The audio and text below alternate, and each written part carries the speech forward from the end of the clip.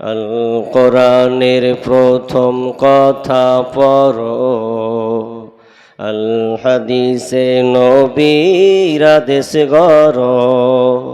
পড়ে পড়ে শেখো আর শিখে শিখে তুমি তোমার সোনার জীবন গড়ো। আল কোরআনের প্রথম কথা পড়ো, আল হাদিসে নবীর আদেশ গড়ো। আল কোরআনের প্রথম কথা পড়ো, আল হাদিসে নবীর আদেশ গড়ো। যে জন যত বেশি পড়ে সেই তো বেশি জানে, তাই তো তাকে ছোট বড় সব মানুষই মানে। যে জন যত বেশি পড়ে সেই তো বেশি জানে, তাই তো তাকে ছোট বড় সব মানুষই মানে। থাকতে সময় লেখা পড়া যত্ন সহ পড়ো, থাকতে সময় লেখা পড়া যত্ন সহ করো।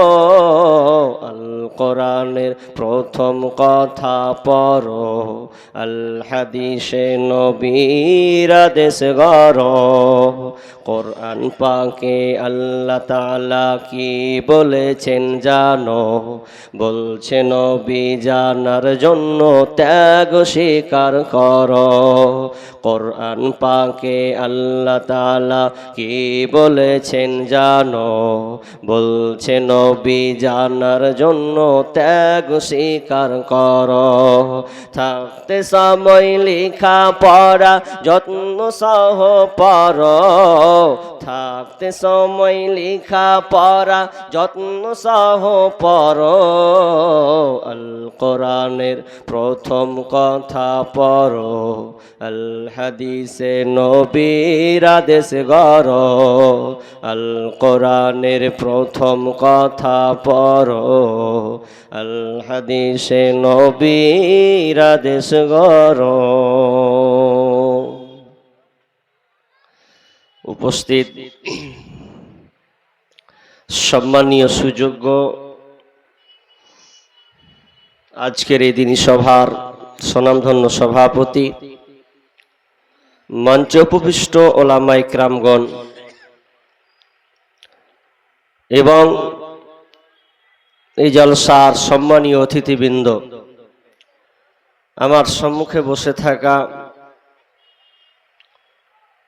বিভিন্ন এলাকা থেকে ছুটে আসা ছোট বড় দিনদার ইমানদার মুমিন ভাই সকল ও পর্দার অন্তরালে প্রজেক্টের মাধ্যমে দেখনেওয়ালি সম্মানিতা মা ও বোনেরা, প্রথমে সেই মহান মুনিবের দরবারে প্রশংসা করি যে আল্লাহ আমাদেরকে একটি মসজিদ কেন্দ্রিক আয়োজিত মাহফিলে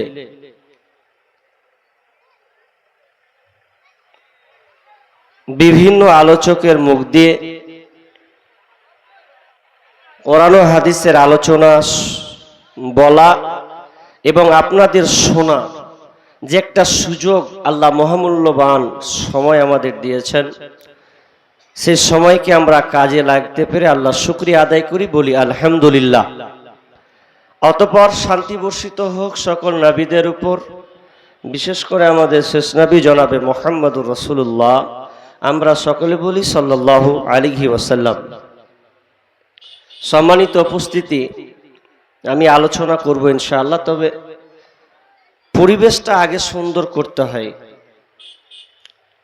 আমাদের কত শিক্ষার অভাব যে আমরা এখন পর্যন্ত বসার সিস্টেম,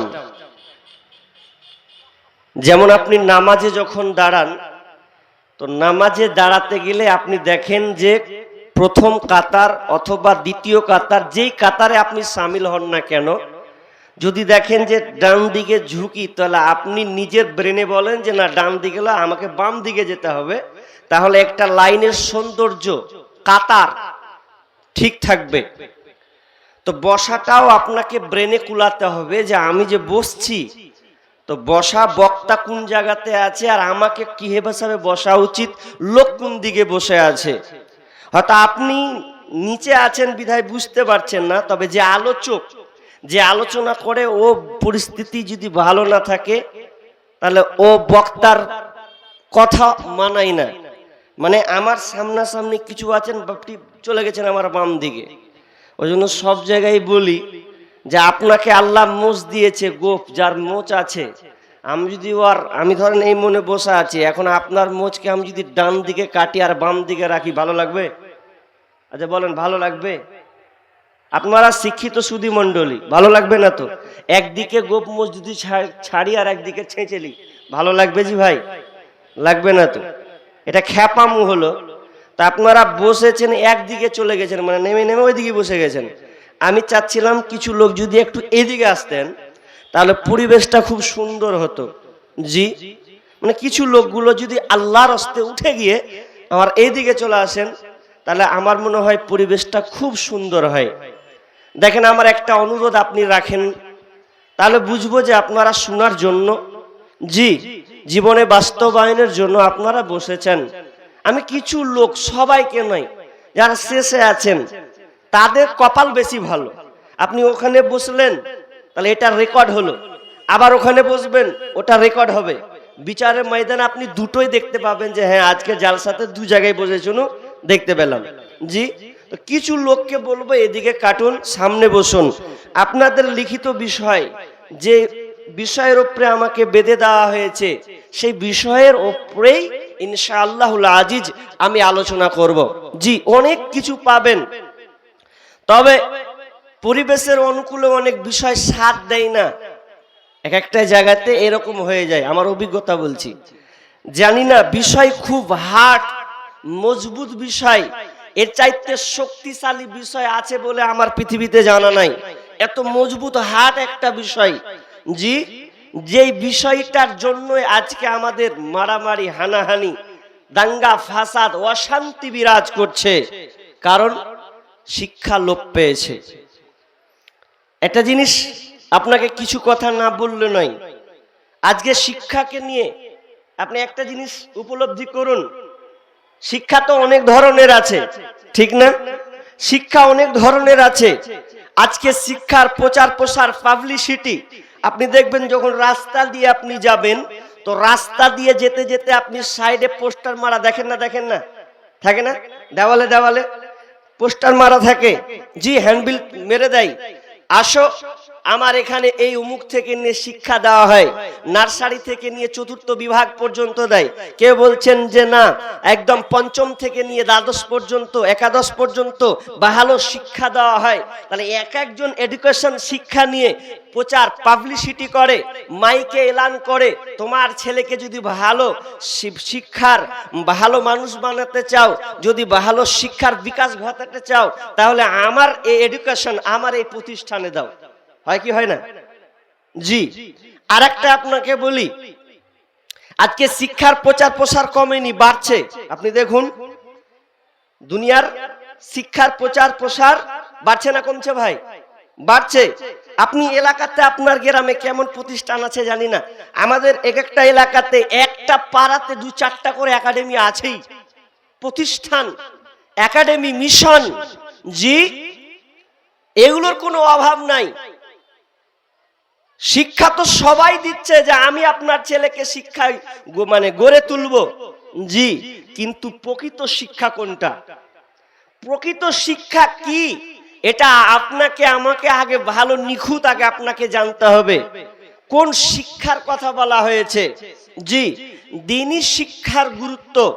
আমরা দ্বীনের শিক্ষার পেছনে আমরা অনেক সরে গেছি। আল্লাহ রাসূল বলেছেন, ওয়াউতুল্লিম আলি গায়রি দ্বীন, মানুষ দুনিয়াবি শিক্ষা, দ্বীনি শিক্ষা বাদ দিয়ে দুনিয়াবি শিক্ষার পেছনে মানুষ প্রচার প্রসার ঘটাবে। দ্বীনি শিক্ষাকে বাদ দিয়ে তারা দুনিয়াবি শিক্ষার পেছনে মেতে যাবে। শিক্ষার তো শেষ নাই। একজন বিখ্যাত বিজনেস, যার নাম হচ্ছে টেল কার্নেগির, এই যে ইংল্যান্ডের মহা পণ্ডিত মানুষ, তিনি 2000 সালে কলকাতার মাঠে একটা বক্তব্য দিয়েছিলেন। যে বক্তব্যে টিকিট সেই সময় অনেক দাম, তো টিকিট সহজে কাটতে পারতো না কোনো মানুষ, যারা হয়তো বিজনেসম্যান পয়সাওয়ালা তারা টিকিট কেটেছে। তো ওই বক্তব্যে তিনি কয়েক মিনিট কথা বলেছেন, তো দুইটা দামি কথা বলেছিলেন। দামি কথা কি? তিনি বলেছিলেন যে কোনো মানুষ যদি দুনিয়াতে বড় লাভবান হতে চায়, বড় কোটিপতি হতে চায়, তাহলে দুইটা ব্যবসা তাকে করতে হবে, তাহলে তাড়াতাড়ি বড় লোক হবে। কি ব্যবসা? একটা ব্যবসার নাম হচ্ছে প্রতিষ্ঠান, শিক্ষা প্রতিষ্ঠান, যেগুলোতে শিক্ষা নিয়ে পড়াশোনা হবে। স্কুল খুলো, মেডিকেল খুলো, মিশন খুলো, এগুলো যদি খুলতে পারো তাড়াতাড়ি বড় লোক হবে। আর একটা শিক্ষা কি বলেছেন? দ্বিতীয় শিক্ষার কথা বলেছেন মেডিকেল। মেডিকেল শিক্ষা অর্থাৎ ডাক্তারি কোর্স যদি এটা খুলতে পারে, করতে পারে, তো তাড়াতাড়ি বড় লোক হবে। বাস্তবতার সঙ্গে মিলান। ঠিক হচ্ছে? কিন্তু আসলে প্রকৃত মানুষ কি হচ্ছে? জি, দ্বীনি শিক্ষা কত গুরুত্ব আছে বলুন না। আপনাকে আমি বলছি যে আজকে বর্তমানে শিক্ষা ব্যবস্থাপনাগুলো, আজকে খুন, মারামারি, হানাহানি, ডাকাতি, ছিনতাই, এত বাড়াবাড়ি কমছে না? এগুলো বাড়ছে না কমছে? ভাই আপনি বলছেন শিক্ষা বাড়ছে, তো এইগুলো কমছে না বাড়ছে? শিক্ষা হবে এগুলো কমার জন্য, কিন্তু যত শিক্ষা তত চুরি, তত রাহাজানি, তত ডাকাতি, জি তত ঘুষ। বাড়ছে না কমছে বলুন? এগুলো কারা করছে? শিক্ষিত লোকেরাই তো করছে। আপনি কথাটা বুঝার অনুধাবন করুন, বুঝতে শিখুন। এগুলো কারা দায়ী, কে করছে? আজকে দুঃখের সাথে দু একটা কথা আপনাদের সামনে শেয়ার করব। জানি না আপনারা সোশ্যাল মিডিয়াতে যারা অ্যান্ড্রয়েড মোবাইল ব্যবহার করছেন তারা হয়তো দেখেছেন 2-4 দিন থেকে কি চলছে ফেসবুকে। ঘুমাতে পারি না, যখনই মনে পড়ছে যে কি কি আজব দুনিয়াতে আমরা বাস করছি। এটা তো জাহিলিয়াতকে হার মানাবে, জাহিলিয়াত পর্যন্ত হার মানিয়ে যাবে। জি, এজন্য আল্লাহ সুবহানাহু ওয়া তাআলা বলেছেন, কুল হাল ইয়াস্তাবিল্লাযিনা ইয়ালামুন ওয়াল্লাযিনা লা ইয়ালামুন ইন্নামা ইয়াতাযাক্কারু উলুল আলবাব। কি বলছিলাম? যে আল্লাহ তাআলা বলছেন যারা জানে আর যারা জানে না তারা কি সমান? যারা জানে আর যারা জানে না তারা কি সমান? আল্লাহ বলছেন না, তারা সমান নয়। কিন্তু কারা? যারা ইন্নামা ইয়াতাযাক্কারু উলুল আলবাব, উপদেশ তো তারাই গ্রহণ করে যারা জ্ঞানী। জ্ঞানীরাই উপদেশকে গ্রহণ করে নেয়, অ্যাকসেপ্ট করে, মেনে নেয়। কিন্তু জ্ঞানী লোক আল্লাহ কাদেরকে বলেছেন?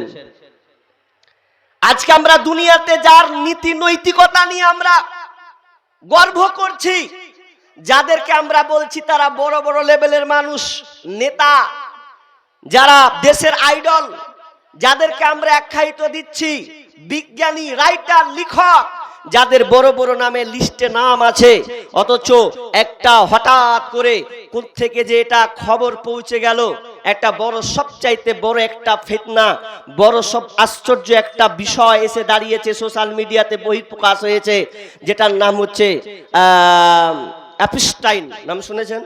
Epstein file. তিন ইংরেজি মানে তিন ভাবে ইউজ করা যায় উচ্চারণটা। অ্যাপস্ট্রেন বা অ্যাপস্টাইন বা অ্যাপস্ট্রিন, আকার একার দিয়ে ব্যবহার করা যায় ইংলিশ শব্দটা ফাইল। সেখানে কি হয়েছে জানেন? ওই অ্যাপস্টাইন এই জিনিসটাতে 30 লক্ষর পৃষ্ঠার একটা ফাইল বের করা হয়েছে, যেখানে বড় বড় রাজনীতিবিদ, বড় বড় আপনার কি নাম, যারা ভাষণ মারে, স্কলার মানে ভাষণ মারে, পাবলিক লেকচার দেয়, যারা বড় বড় বিজনেসম্যান, তাদের কিছু লিস্টে নাম উঠে গেছে, যারা লোকাচয় এমন জঘন্য কাজ তারা করেছে। কি করেছেন জানেন? একজন নাম জেফরি বলে একজন ব্যক্তি, অ্যাপস্টাইন, তার নামে অনুকরণ ফাইলটা বের করা হয়েছে। তো তিনি আইল্যান্ড বলে একটা দেশ আছে, ওই দেশে একটা দ্বীপ, ওই দ্বীপের মধ্যে জঘন্য নোংরা কাজ হতো। কি কাজ? সেখানে 10 বছর 12 বছরের মেয়েদেরকে ধরে চুরি করে, অ্যাটাক করে তাদেরকে কি করা হতো? ভোগ করা হতো। কারা করতো ভোগগুলো জানেন? আপনি অবাক হয়ে যাবেন। বড় বড় বিজনেসম্যানদের নাম আছে, বেল গিস্টের নাম আছে। জি, আপনি চলে যান, যাকে আমরা ফুটবল বলি মেসি, মেসির নাম আছে। সবচাইতে ভারাক্রান্ত, টোলাক্রান্ত, তো বেঈমান, একদম লম্পট, তার নাম আছে। বড় বড় সেলিব্রিটির নাম পর্যন্ত আছে। শুধু তাই নয়, আমি জানি না এটা কত সত্য আর মিথ্যা, আমাদের দেশের প্রধানমন্ত্রী দামোদর নরেন্দ্র মোদী, তার নাম পর্যন্ত আছে। কি করেছে তারা? 6 বছর 9 বছর মেয়েদেরকে তারা তাদের যৌনাঙ্গে হাত ভরে তারা ব্যবহার করেছে, কে ব্যবহার করা যাবে কিনা। শুধু তাই নয়, এই ছোট্ট ছোট্ট নাবালিকা মেয়েদেরকে তারা অপহরণ করে, উলঙ্গ করে তাদের সঙ্গে অপকর্ম গিয়ে, শুধু তাই নয়, এদের সঙ্গে ধর্ষণে কাজ করে। তারপরে শুধু তাই নয়, তাদেরকে আবার কুচু কাটা করে রোস্ট বানিয়ে খেয়েছে, রোস্ট খাবার। 10 বছর 12 বছরের মেয়ে যারা, তাদেরকে প্রেগনেন্ট করে দিয়ে পেটে চিড়ে ওই ভ্রূণটা বের করে দিয়ে তারা একটা রোস্ট মানে কি বের করেছে, স্যুপ যে খায়, ওই স্যুপ বানিয়ে তারা খাচ্ছে। এটা প্রমাণ হয়েছে। আমি বিশ্বাস করছিলাম না প্রথমে, কিন্তু আমি লাগাতার 4-5 ঘন্টা খালি গুগল, ইউটিউব, যত ওয়েবসাইট আছে আমি চেক করলাম। হাকিকাতি সত্যি, এটা মিথ্যা কথা নয়। আমি বিশ্বাস করছিলাম, প্রথম দিন বিশ্বাস করিনি। খুব ভয়ানক পরিস্থিতি। কার মেয়ে ছিল? ছোট ছোট বাচ্চাগুলোর কি দোষ ছিল? যেই বেঈমান কুলাঙ্গার গুলো বলেছিল 18 বছর আগে কোনো বিবাহ দেওয়া যাবে না, 18 বছর আগে তুমি ওই মেয়েদের সঙ্গে যৌনাচারিতার সঙ্গে লিপ্ত হবে, এটা তোমাদের জন্য ঠিক আছে। আর ইসলাম বলেছে যৌবনে পদার্পণ হয়েছে, বিবাহ দিয়ে দাও, এরই নাম ইসলাম। কিন্তু তারা ওখানে আঘাত এনেছে। তারা নারী স্বাধীনতা নামে, ছোট বাচ্চার অধিকারের নামে তারা ওই মেয়েদেরকে ভোগ বিলাসিতায় ভোগ করে তাদেরকে গায়েব করে দেওয়া হয়েছে। জি, আগুনে পুড়িয়ে তাদেরকে রোস্ট বানিয়ে খেয়েছে। আপনি অবাক হয়ে গেছেন, কোথায় জাহিলিয়াত চলে গেছে? কোন শিক্ষার পেছনে আমরা আজকে ছুটছি, যাদেরকে আমরা বড় বড় আইডল বলছি, অথচ কোরআন আমাদেরকে কোন শিক্ষার কথা বলে?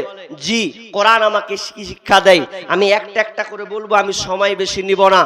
আমি বলতে চাচ্ছি, খুব আশ্চর্য লাগছে আজকের ফেসবুক ঘেটে, আজকে বর্তমান যারা চোখের সামনে নিজেকে বাহাদুর মনে করছে, তাদের অন্তরালে, পর্দার আড়ালে এত ভয়ঙ্কর লুকিয়ে আছে। আল্লাহু আলাম, কি হবে আল্লাহ জানে। লেখা আছে যে প্রায় 2 লক্ষের অধিক ভিডিও ফুটেজ পর্যন্ত প্রকাশ হয়েছে। জি, 3 মিলিয়ন মানে কত ছবি পর্যন্ত বই প্রকাশ হচ্ছে। প্রতিদিন একটার পর একটা ছবি আপডেট হতে আছে, নতুন নতুন আপডেট ছবি দেখবেন।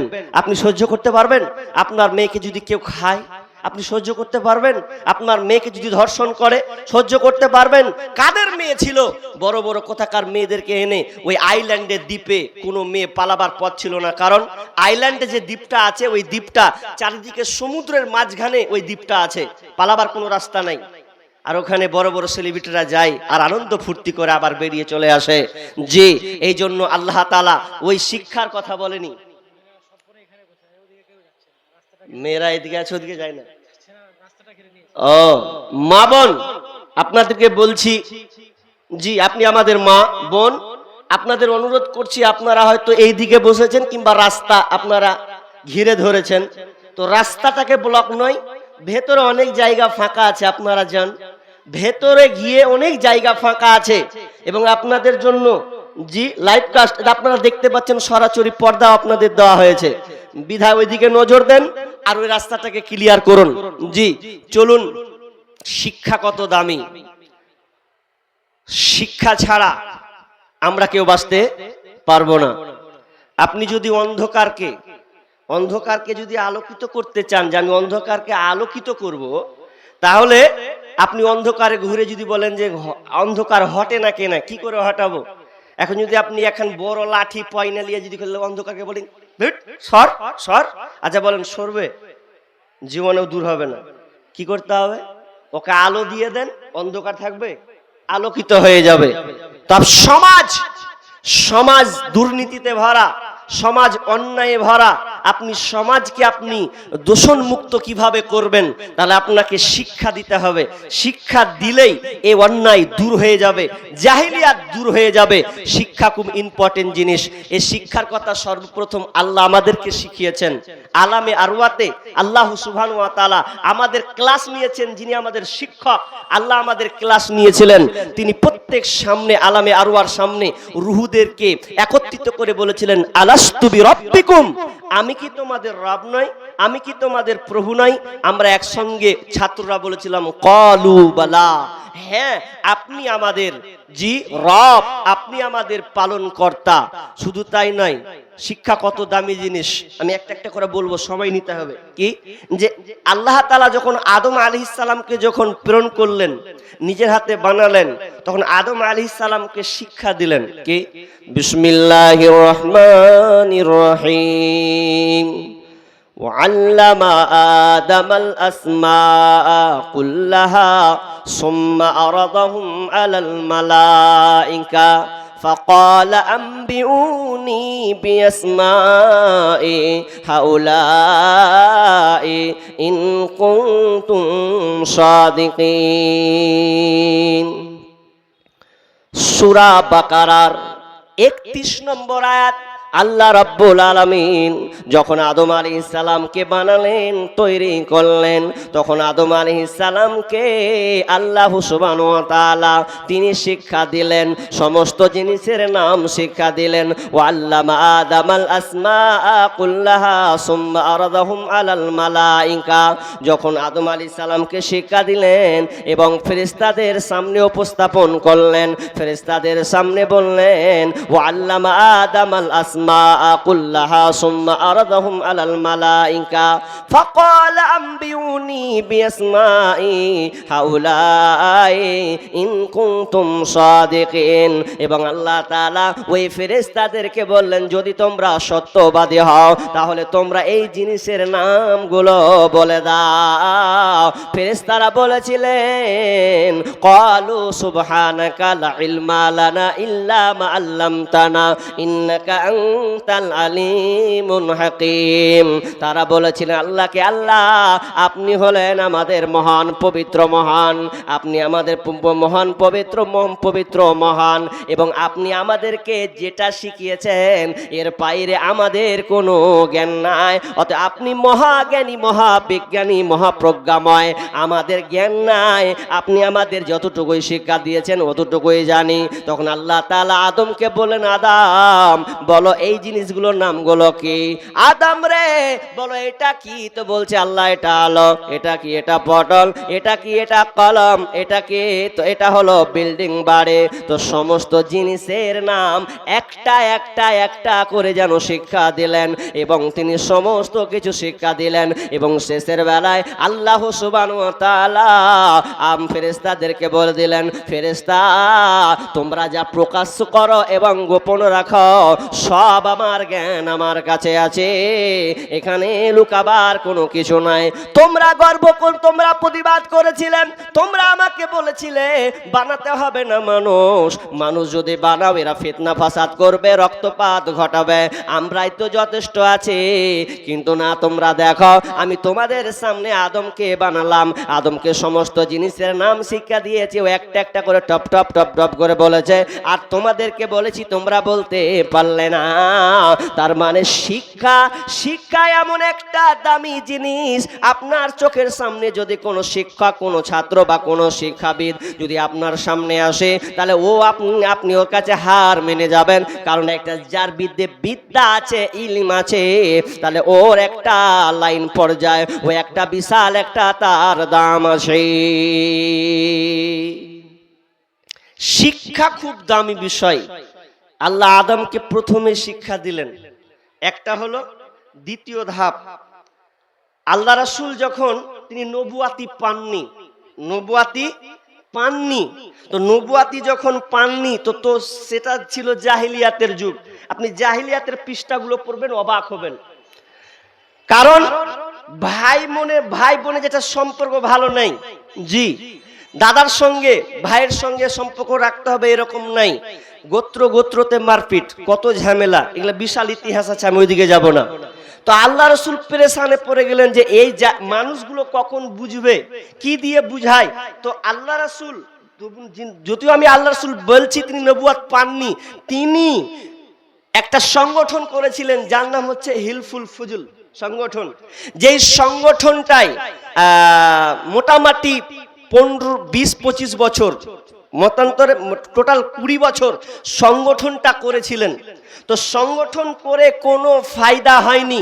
শিক্ষা তো অনেক কিছু নিয়েছিলেন যে মানুষকে বুঝাবো, একটা সমাধান নিয়ে আসবো, কোনো কাজ হয় না। ঘুমাচ্ছে, খেতে মন চায় না ঠিক মতন না, আর কিছু হচ্ছে তো ঘুমিয়ে আছেন। তো ঘুমিয়ে থাকতে থাকতে হঠাৎ করে রাত 12টা-1টার সময় একটা শব্দ, বাচ্চার আওয়াজ, ক্যাঁ করে আওয়াজ উঠছে। বলছে এত রাত 12টা-1টার সময় বাচ্চার শব্দ, কিসের শব্দ? বাচ্চার শব্দ না অন্য কিছুর শব্দ? তো বলছে খাদিজা এক কাজ করো, পাশের বাড়ি এত রাতে ভয়ঙ্কর আওয়াজ, বাচ্চার মতন লাগছে মনে হয়, তো দেখো না কি হয়েছে। মা খাদিজা রাদিয়াল্লাহু তাআলা আনহা বাড়ির পাশের খবর নিলেন। রাত 12টা-1টার সময় খোঁজ নিচ্ছেন। খোঁজ নেওয়ার সময় দেখছেন কি আশ্চর্য ঘটনা, এই ঘরে কি হয়েছে, কেন বাচ্চার শব্দ রাতের বেলা শোনা গেছে। জানা গেল মা খাদিজা রাদিয়াল্লাহু তাআলা সবকিছু খবর পেয়ে চলে আসলেন। এসে নবীকে বলছেন মুহাম্মদ, ও আমার স্বামী, শোনো, আপনি আমাকে পাঠিয়েছিলেন দেখার জন্য কি হচ্ছে ওই বাড়িটাতে। কোনো কিছু নয়, ভয়ঙ্কর একটা ব্যাপার হয়েছে। কি হয়েছে? ওই বাড়িতে রাত 1টার সময় একজন মহিলা প্রেগনেন্ট ছিল, পেটে বাচ্চা ছিল, প্রসব হবে। এই প্রসব হওয়ার সময় বাচ্চাটা ডেলিভারি হয়েছে। বাচ্চাটা ছেলে হয়নি, বরং মেয়ে হয়েছে। আর মেয়ে হওয়ার জন্যে ওই বাপ, বর্তমান ঘরে ওই বিদ্যমান বাবা যখনই দেখেছে মেয়ে হয়েছে, তো মেয়েটাকে ধরে সঙ্গে সঙ্গে গলা টিপে ঝিঁকে ঝিঁকে তাকে আতুর ঘরে মেরে দিল। এই জন্য বাচ্চার কান্নার আওয়াজ আপনি পেয়েছেন। বিশ্বনবী চোখের পানি অশ্রু, আখি আখি জল, চোখ দিয়ে পানি বিগলিত হচ্ছে। আহা, মানুষ কখন বুঝবে জাহিলিয়াত কখন দূর হবে। বিশ্বনবী থাকতে পারলেন না, সহ্য করতে পারলেন না। তখন মা খাদিজাকে বলছেন, খাদিজা তুমি আমাকে কিছু খাবার দাও, ওই খাবারটা নিয়ে আমি গারে হিরাতে চলে যাব। গারে হিরাতে গিয়ে আমি আরাধনা করব, আল্লাহর কাছে চাইব, আল্লাহ কখন আমাকে সঠিক একটা পথ দেবে, মানুষ কখন বুঝবে। এই জন্য তিনি কি করলেন, একদিন নয়, 2 দিন নয়, 1 মাস নয়, 2 মাস নয়, ইমাম বুখারী আলাইহি রহমা তিনি বলছেন রাসূলুল্লাহ সাল্লাম গারে হিরাতে টানা 6 মাস আল্লাহর আরাধনায় ছিলেন। 6 মাস শুধু একই রকম টেনশন, 2 দিনের 1 দিনের খাবার 3 দিন হয়ে যেত, তবুও খাবার যেন শেষ হতো না, মনে খেত না, এত টেনশনের মধ্যে ছিল। এরপর যখন তিনি 6 মাস হলো, এই 6 মাস পরে আল্লাহ সুবহানাহু ওয়া তাআলা ওহী নাজিল করে দিলেন। কোন বেরাহি মন দাসী হীরা গুহার মাঝে, কার বিরহে চোখের পানি ছড়াই সকাল সাঁঝে। ছাড়লো বাড়ি কিসের আশায়, বাঁধলো বাসা হীরা গুহায়। ছাড়লো বাড়ি কিসের আশায়, বাঁধলো বাসা হীরা গুহায়। কার বিরহে আকুল আশা অন্তরে তার বাজে, কোন বিরহি মন দাসে হীরা গুহার মাঝে। কিসের বোঝা বহন্তরে করলো তারে যতন করে, প্রভু তারে করলো বরণ সারা জাহান মাঝে। কোন বেরাহি মন দাসে হীরা গুহার মাঝে। হঠাৎ হলো জানা জানি কানা কানি, আসলো প্রিয় অসীম বাণী। আধার ধরা আলো হলো কোরআন নূরের তাজে। কোন বেরাহি মন দাসে হীরা গুহার মাঝে। কোন বেরাহি মৌন দাসী হীরা গুহার মাঝে, কার বিরহে চোখের পানি ঝরাই সকাল সাঁঝে। আল্লাহর ওহী নাজিল হম, কোরআন নাজিল করলেন। কি নাজিল হলো? জিবরিল আলাইহিস সালাম যখন আসলেন, এসে তৎক্ষণাৎ গাড়ি ঘেরাতে নবীকে চেপে ধরলেন, নবীকে বললেন কি আয়াত? বিসমিল্লাহির রহমানির রহিম, ইকরা বিসমি রাব্বিকাল্লাযী খলাক। পড়ো তোমার প্রতিপালকের নামে, তোমার রবের নামে, যিনি তোমাকে সৃষ্টি করেছেন, যিনি তোমাকে পাঠিয়ে বানিয়েছেন, তার নামে পড়ো। যখন এই কথা বলা, নবী তো আর পড়তে জানেন না। নবী বললেন আমি পড়তে জানি না, আমি কেমন করে পড়ব? আমার দ্বারা তো সম্ভব নয়। জিব্রাইল আলাইহিস সালাম বুকের সঙ্গে বুককে লাগিয়ে এমন ভাবে টাইট করে ধরলেন, তিনি 2 বার 3 বার ঝাপটে যেন ধরলেন। আর ধরার পর বলেন আপনি পড়েন ইকরা বিসমি রাব্বিকাল্লাযী খলাক। তখন তিনি বললেন ইকরা বিসমি রাব্বিকাল্লাযী খলাক, পড়ো তোমার প্রতিপালকের নামে, যিনি তোমাকে শিক্ষান, যিনি তোমাকে সৃষ্টি করেছেন। খলাকাল ইনসানা মিন আলাক, যিনি তোমাকে জরায়ু রক্ত জমাট রক্তপিণ্ড থেকে তোমাকে বানিয়েছে, সে রবের নামে তুমি পড়ো। জি, আগে আল্লাহ শিখালেন কি? ওহী নাজিল হলো প্রথমে কি? ইকরা, পড়ো, আগে শিখো। তুমি যে সংগঠন করেছিলে কাজ হয়নি, তো ওভাবে হবে না, আগে নিজেকে শিখতে হবে, জ্ঞান অর্জন করতে হবে। বাংলাদেশের একজন উসমান হাদি বলে একজন ব্যক্তি তোলপাড় হয়েছিল কিছুদিন, তো তার কয়েকটা আমি ভিডিও ফুটেজ আমি মাঝে মধ্যে দেখতাম। তো তার মধ্যে একটা দামি কথা ওই ছেলেটা বলে গিয়েছিল কি, যে কারো সঙ্গে যদি প্রতিবাদ করতে হয়, কারো সঙ্গে যদি লড়তে হয়, তাহলে ওই সম পরিমাণ জ্ঞান অর্জন করতে হবে। জি, ওই বিষয়ে পারদর্শিতা হবে। তুমি আরবি তো আরবি, তুমি বাংলা তো বাংলা, তুমি সায়েন্স তো সায়েন্স, এই বিষয় নিয়ে তোমাকে একই রকম পারদর্শী হতে হবে, তাহলে তুমি বাতিলের সঙ্গে লড়তে পারবে। জি, এটা তো শিখতে হবে, আগে জ্ঞান অর্জন করো। কিন্তু জ্ঞানটা কোন জ্ঞান? কোন জ্ঞানের কথা বললেন? রবের জ্ঞান। কোন জ্ঞানের কথা বলেন বলেন তো?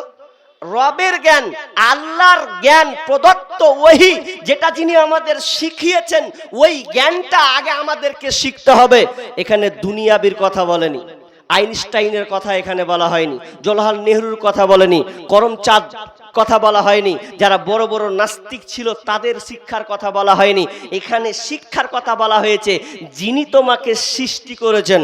ইকরা বিসমি রাব্বিকাল্লাযী খলাক, খলাকাল ইনসানা মিন আলাক, ইকরা ওয়া রাব্বুকাল আকরাম, পড়ো তোমার মহামহিম, যিনি মহামহিমের নামে পড়ো। ইকরা ওয়া রাব্বুকাল আকরাম আল্লাযী আল্লামা বিল কলম, যিনি আমাদের কলমের সাহায্যে শিক্ষা দিয়েছেন। আল্লামাল ইনসান মা লাম খলাকাল ইনসানা মিন আলাক, ইকরা ওয়া রাব্বুকাল আকরাম আল্লাযী আল্লামা বিল কলম, খলাকাল ইনসানা মিন ইকরা ওয়া রাব্বুকাল আকরাম আল্লাযী আল্লামা বিল কলম। আল্লাহ সুবহানাহু ওয়া তাআলা কলমের মাধ্যমে যিনি আমাদেরকে শিক্ষা দিয়েছেন, যেই জ্ঞানটা আমাদের জানা ছিল না, আমরা জানতাম না, সেই শিক্ষা তিনি আমাদেরকে দিয়েছেন। তাহলে যে শিক্ষার কথা বললেন, তো আগে রবের শিক্ষা শিখো, রবের ট্রেনিং প্রাপ্ত আগে শিখতে হবে, তারপরে দুনিয়াবি শিক্ষা। যতক্ষণ পর্যন্ত আপনি রবের শিক্ষা না শিখবেন, ততক্ষণ পর্যন্ত আপনি সমাজে শান্তি করতে পারবেন না, পারবেন না, পারবেন না, পারবেন না। দুনিয়াতে মাস্টারের অভাব নাই, ডাক্তারের অভাব নাই, ইঞ্জিনিয়ারের অভাব নাই, প্রফেসরের অভাব নাই, কিন্তু প্রকৃত ডাক্তার, ইনসাফকারী ডাক্তারের অভাব আছে। প্রকৃত শিক্ষক, জি, প্রকৃত শিক্ষকের অভাব আছে। নেই মানে নিষ্ঠা, মানে আপনার কি নেই পরায়ণ নেতার অভাব আছে। দুনিয়াতে সব কিছু আছে। দ্বীনি শিক্ষা কত দামি জিনিস, আপনাকে একটা গল্প বলো তাহলে আপনি বুঝে নেবেন দ্বীনি শিক্ষা কত দামি। দুনিয়াবি শিক্ষা, দ্বীনি শিক্ষা। আব্দুল্লাহ বিন মুবারক, তিনি একটা বাগানে তিনি কর্মরত ছিলেন। তার কাজ হলো বাগান দেখাশোনা করা, বাগান দেখাশোনা করা। এখন বাগান দেখাশোনা করছে, অনেক দিন থেকে দেখাশোনা করছে। তার কাজ কি? যে তুমি বাগানগুলোকে দেখবে, যোগাবে, এটা তোমার ডিউটি। তো বাগানের মালিক একদিন বলছে আব্দুল্লাহ বিন মুবারককে যে, এই ছেলে শোনো। কি বলছে? এক কাজ করো, আমার আজকে বাড়িতে মেহমান এসছে, মেহমান, আর তুমি বাগানে অনেক দিন থেকে দায়িত্বে আছো, তো তুমি একটা কাজ করো। আপনাকে গল্পটা বানানো গল্প বলছি না, দিনী শিক্ষার গুরুত্ব কি এটা আপনাকে বলছি। এখন বলছে তুমি বাগানে যে থাকো, তো এক কাজ করো, যে এই গাছগুলোতে ভালো ভালো খেজুর আছে, ভালো ভালো আঙ্গুর আছে, তো ওইগুলোকে তুমি ভালো ভালো ফল মিষ্টি যেগুলা সেগুলো পেরে নিয়ে আসো, আমার মেহমান এসছে, আমি মেহমানদারি করব। তো আব্দুল্লাহ বিন মুবারক চলে গেছেন, যে ও কি বুঝবে, ও ভালো দেখেছে, চোখে লেগেছে, ভালো পেরে নিয়েছে, পেরে নিয়ে এসে দিয়ে দিয়েছে। এবার মালিক বলছে মেহমানকে দিব, তো আগে আমাকে ট্রাই করতে হবে ফলটা সাধু, মিষ্টি না টক না খাটা, কেমন আছে একটু খেয়ে দেখি। ও যদি খেয়ে দেখছে, একটা খেজুর যদি খেয়েছে খুব মিষ্টি লয়, একটা যদি আঙ্গুর মুখে দেন এত টক, তোকে বলেছি ভালোগুলো আনতে, নিয়ে এসেছো টকগুলা, মানে যাও ভালোগুলা নিয়ে এসো। আবার গেল, আবার যাওয়ার পর যখন সে আবার দ্বিতীয়বার রানিং নিয়ে আসা হলো, প্লেট সামনে হাজির, দেখেন যা মালিক আমি পেরে নিয়ে এসেছি। যখন পেরে নিয়ে আসা হলো, আবার মুখে দেওয়া হলো, মুখে দিয়ে দেখছে আরে এটা তো আরো যেন খাট্টা হয়ে গেছে, এটা তো আরো বেকার, মেহমানদারি করা যাবে না। তখন আব্দুল্লাহ বিন মুবারক বলছে, তুমি অনেক দিন থেকে মা আমার বাগানে আছো, তুমি এখন পর্যন্ত মিষ্টি কোনটা টক কোনটা খাটা এখনো বুঝোনি, তুমি এখনো তোমার এই অভিজ্ঞতা হয়নি। তখন আব্দুল্লাহ বিন মুবারক বলছেন, মালিক আপনি আমাকে ধমক দিন না, আপনি আমাকে অপমান করেন না, আমার কোনো ভুল নাই, আপনি আমাকে পারতে দিয়েছেন, আমি পেরে নিয়ে এসেছি, আপনি জীবনে কোনোদিন তো আমাকে বলেননি ওরে আব্দুল্লাহ বিন মুবারক তুমি এই ফলগুলো খেয়ে দেখিও কোন গাছের ফল ভালো, একটু খাও, খেয়ে তুমি এটাকে জেনে রাখো। কিন্তু আপনি বলেননি আমাকে, কোনোদিন তো বলেননি একবার খেতে, ওই জন্য আমি আপনার গাছে কোনো হাতে আমি হাত দিই নাই, ফলে হাত দিই নাই, এবং নিজেকে আমি খেয়েও দেখিনি কোনটা গাছের মানে স্বাদ মিষ্টি, কোনটা গাছের স্বাদ টক, কোনটা গাছের তার আপনার প্যান, সেটা আমি তো বুঝবো কি করে, আমি কোনোদিন আমি খাইনি। বলছে তুমি তো খেতে পারো, বলছে মালিক আপনি তো আমাকে খেতে বলেননি, এই জন্য আমি আর কোনো মতে আমি এটা গ্রহণ করিনি, খাইনি। যখন এই কথা বললাম, আরে কেমন তুমি, তোমাকে খেতে বলনি বলে তুমি খাওনি, তার মানে তুমি বড় বিশ্বস্তমান একজন মানুষ, তার মানে তুমি আমাকে তাও কে, আব্দুল্লাহ বিন মুবারককে তিনি জানো তেন নয়, তিনি হলেন একজন মাদ্রাসার মানে ছেলে, ছাত্র তালাবা, তিনি একজন মাদ্রাসার পড়ার সন্তান। তাহলে দিন শিক্ষার এত গুরুত্ব, দিন আপনাকে শিখিয়েছে কারো জিনিস অন্যায় ভাবে নেওয়া যাবে না, কোরআন বলে দিয়েছে খবরদার কারো উপরে বেইনসাফি করা যাবে না। দিনী শিক্ষার এত গুরুত্ব, যদি আমরা দিন শিক্ষাকে প্রাধান্য দিতাম তাহলে আমরা সমাজ থেকে অন্যায়কে দূর করে দিতে পারতাম। দিন কত দামি জিনিস, দিনী শিক্ষা, দিনী শিক্ষা আমাদেরকে জানতেই হবে। কারণ আনাস রাদিয়াল্লাহু তাআলা আনহু তিনি বর্ণনা করছেন, তলাবুল ইলমি ফরিজাতুন আলা কুল্লি মুসলিম। এই হাদিসটা ভালো করে শুনেন। আল্লাহ রাসূল বলছেন প্রত্যেক মুসলিম নর নারীকে এই ইসলাম জ্ঞান, দ্বীনি শিক্ষা ইলম করা ফরজ, জানতেই হবে। কিন্তু আমরা দিন শিক্ষা থেকে পিছিয়ে গেছি, এই জন্য তো গোলমালটা হয়ে গেছে। এই জন্য তো বলছি মৌলভী সাহেবকে, মৌলভী সাহেব দোয়া উঠিয়ে দিলেন, যে একটু আগে বলছিল না যে দোয়া উঠিয়ে দিলেন, যে আরে বোকা, দোয়া উঠাইনি, প্রসেসিং পদ্ধতি ভুল ছিল, পদ্ধতিটাকে সুন্দর করে দেওয়া হয়েছে, পদ্ধতিতে গোলমাল ছিল, দোয়া উঠাইনি। এই জন্য চায়ের দোকানে ভ্যাত ভ্যাতানি মৌলবীর পেছনে লাগি, কার ওর পেছনে লাগি, এর পেছনে লাগি, এই দিন শিক্ষা না থাকার কারণে। আমি বলবো যারা আলেমদের উপরে আঙুল তুলে কথা বলেন, মুখে যায় আসে তাই লাগামহীন কথা বলেন, আপনি দুইটা ছেলে বানান না, তৈরি করুন একটা আলেম, আপনি বুঝবেন যেভাবে আঙুল তুলছে না আপনার ছেলে আপনাকে আঙুল তুলবে। Stop, silence. জানো না যেখানে সেখানে বকতে আসিও না। নেই তো আপনার ছেলেকে আপনি আলেম বানাননি তো। জি, আপনাকে আমি যেটা বলতে চাচ্ছি সেটা বুঝুন। ইলম শিক্ষা করা প্রত্যেক নর নারীকে এই জ্ঞান অর্জন করা অপরিহার্য এবং ফরজ, জানতে হবে। জ্ঞান, দ্বীনি শিক্ষা আমাদেরকে জানতে হবে। শিক্ষা এটা আবার দুই ধরনের আছে, এটা দুই রকমের আছে। একটা হলো ফারজে আইন, একটা হলো ফারজে কিফায়া। ফারজে আইন কোনটা, ফারজে কিফায়া কোনটা একটু বুঝলেন।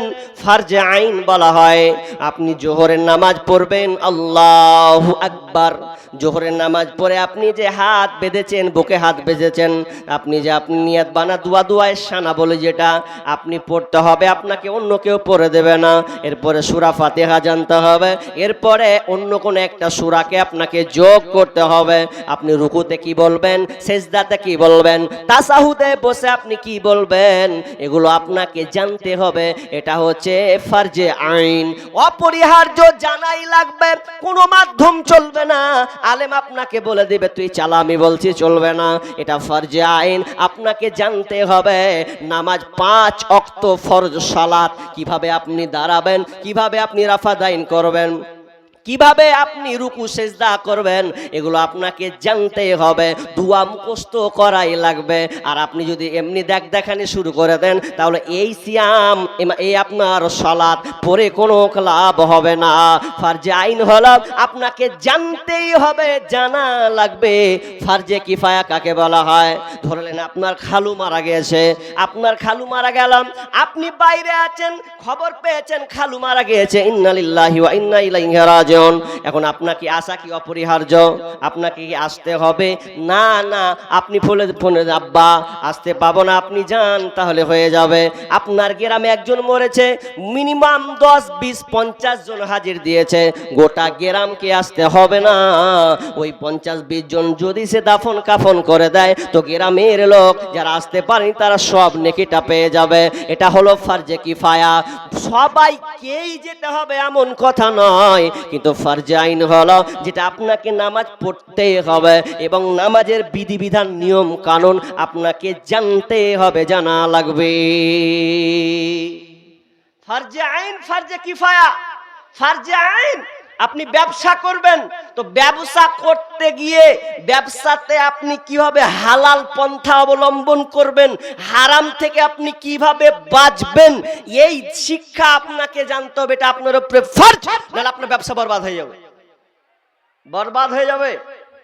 আপনি যে কোনো কাজ করুন যেটা কাজের উপরে নির্ভরশীল, এক কথায় কোরআন হাদিসকে আপনার জীবনে বাস্তবায়ন করা যেটুকু দরকার, ওটা আপনাকে লাগাতেই হবে, ওটা আপনাকে জানতেই হবে। এর নাম হলো ফারজে আইন। ফারজে কিফায়া, আপনি আপনার গ্রামের সবকটা আলেম তৈরি করতে হবে না, আপনার গ্রামে 2-4টা আলেম বানালেন, যথেষ্ট, যথেষ্ট। কিন্তু যেটুকু মাপকাঠি আপনাকে জানা দরকার সেটি জানতে হবে। দ্বীনি শিক্ষার কত গুরুত্ব জানেন?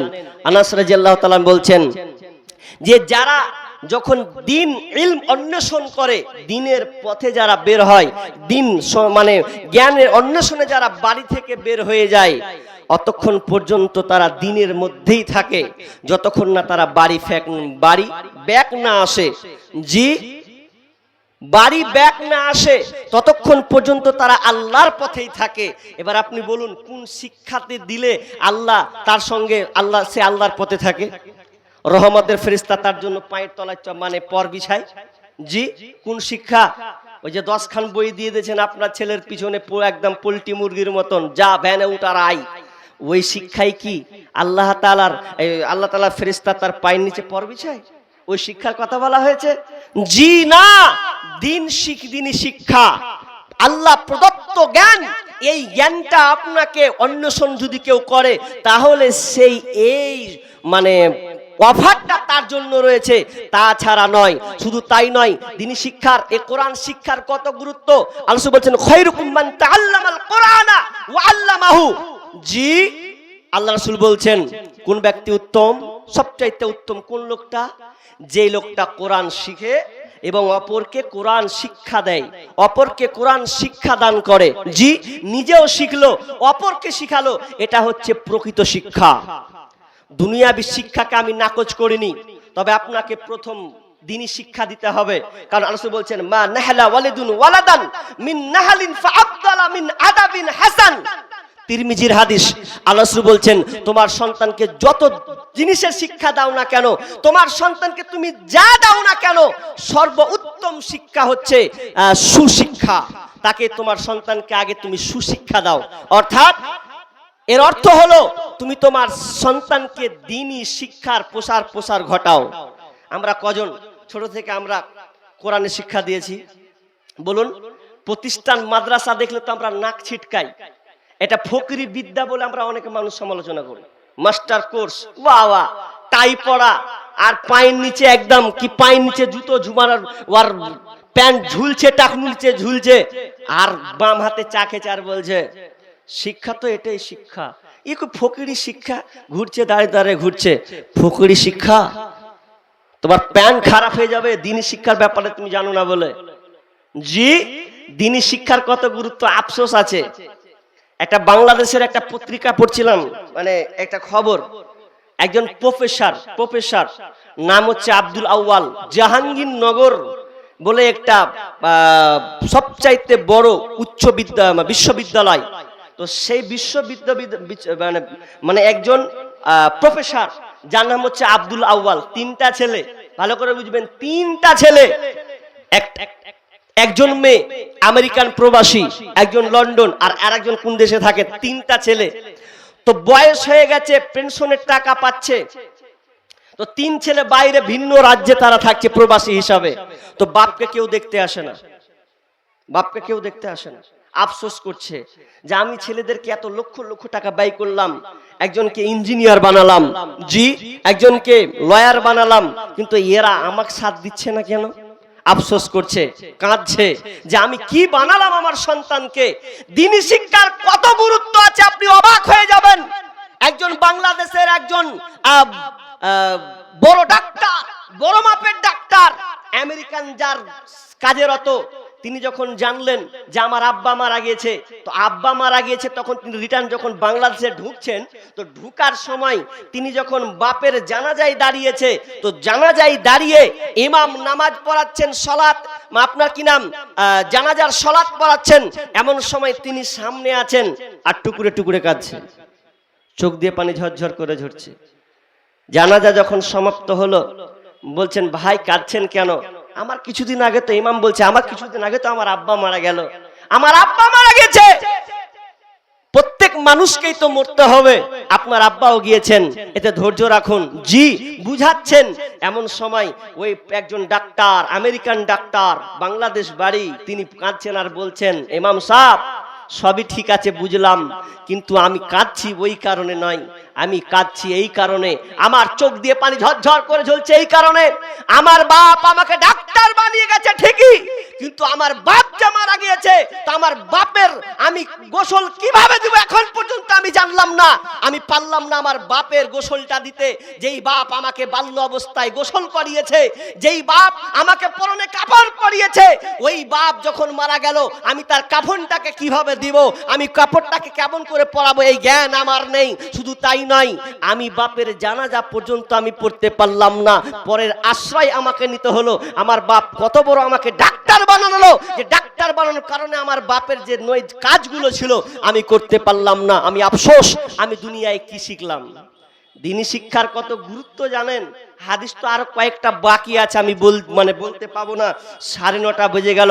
তবে আর একটু কথা টাচ করি, সেটা বলছি এই যে আমরা দুনিয়াবী শিক্ষার পেছনে আমরা ছড়ে গেছি, দ্বীনি শিক্ষাকে বলে আমরা ভুলে গেছি, দুনিয়াবী শিক্ষার পেছনে আমরা প্রচার করছি, টাকাকে ব্যয় করে দিচ্ছি, অথচ কোরআন শিক্ষা, আপনার সন্তান যে কোরআন শিখবে, এই কোরআন শিক্ষার জন্য আমাদের দিল থেকে বলে না যে শিক্ষকটা, যে ইমামটা পড়াচ্ছে, আমি তাকে কেমন বেতন দিলে তার ইমামের অন্তরটা ভরবে। আপনি দ্বীনি শিক্ষার প্রতি আপনার কত টান আছে, কতটা মহব্বত আছে বলুন, কতটা মহব্বত আছে। অথচ আল্লাহ রাসূল বলছেন যে এই কোরআন, আল্লাহ বলছেন ইকরাউল কোরআনা, তোমরা কোরআন তেলাওয়াত করো, পাঠ করো। কেন?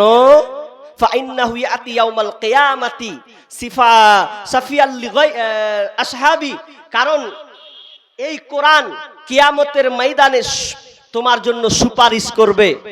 এই কোরআন তোমার জন্য সুপারিশ করবে। এই লাইফ সায়েন্স, ফিজিক্যাল সায়েন্স, জি, বাংলা, দর্শন, এগুলো তোমার কিয়ামতের মাঠে সুপারিশ করবে না।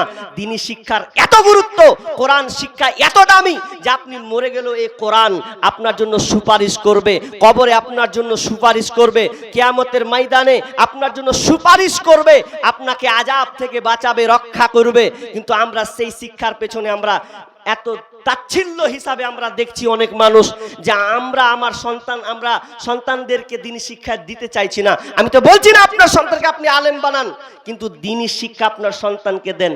আমরা দিচ্ছি।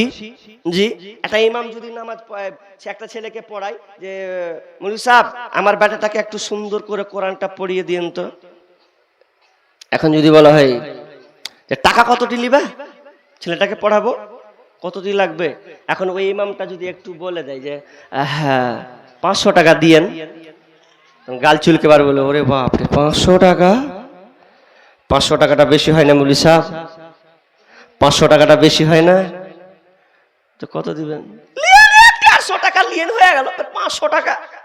আর দুনিয়াবি শিক্ষা আপনার ছেলে যদি মাধ্যমিক দেয়, একটা টিউশনি দিচ্ছে, একটা ছেলেকে বাড়িতে পড়াচ্ছে, তো ওর টিউশনি লাগে 1000 টাকা, 1000 টাকা দিচ্ছে, কোনো ব্যাপার নাই স্যার ভালো করে পড়ান, 1000 কেন 1500 টাকা লাগলে দিব, কিন্তু গাফলাতি হবে না।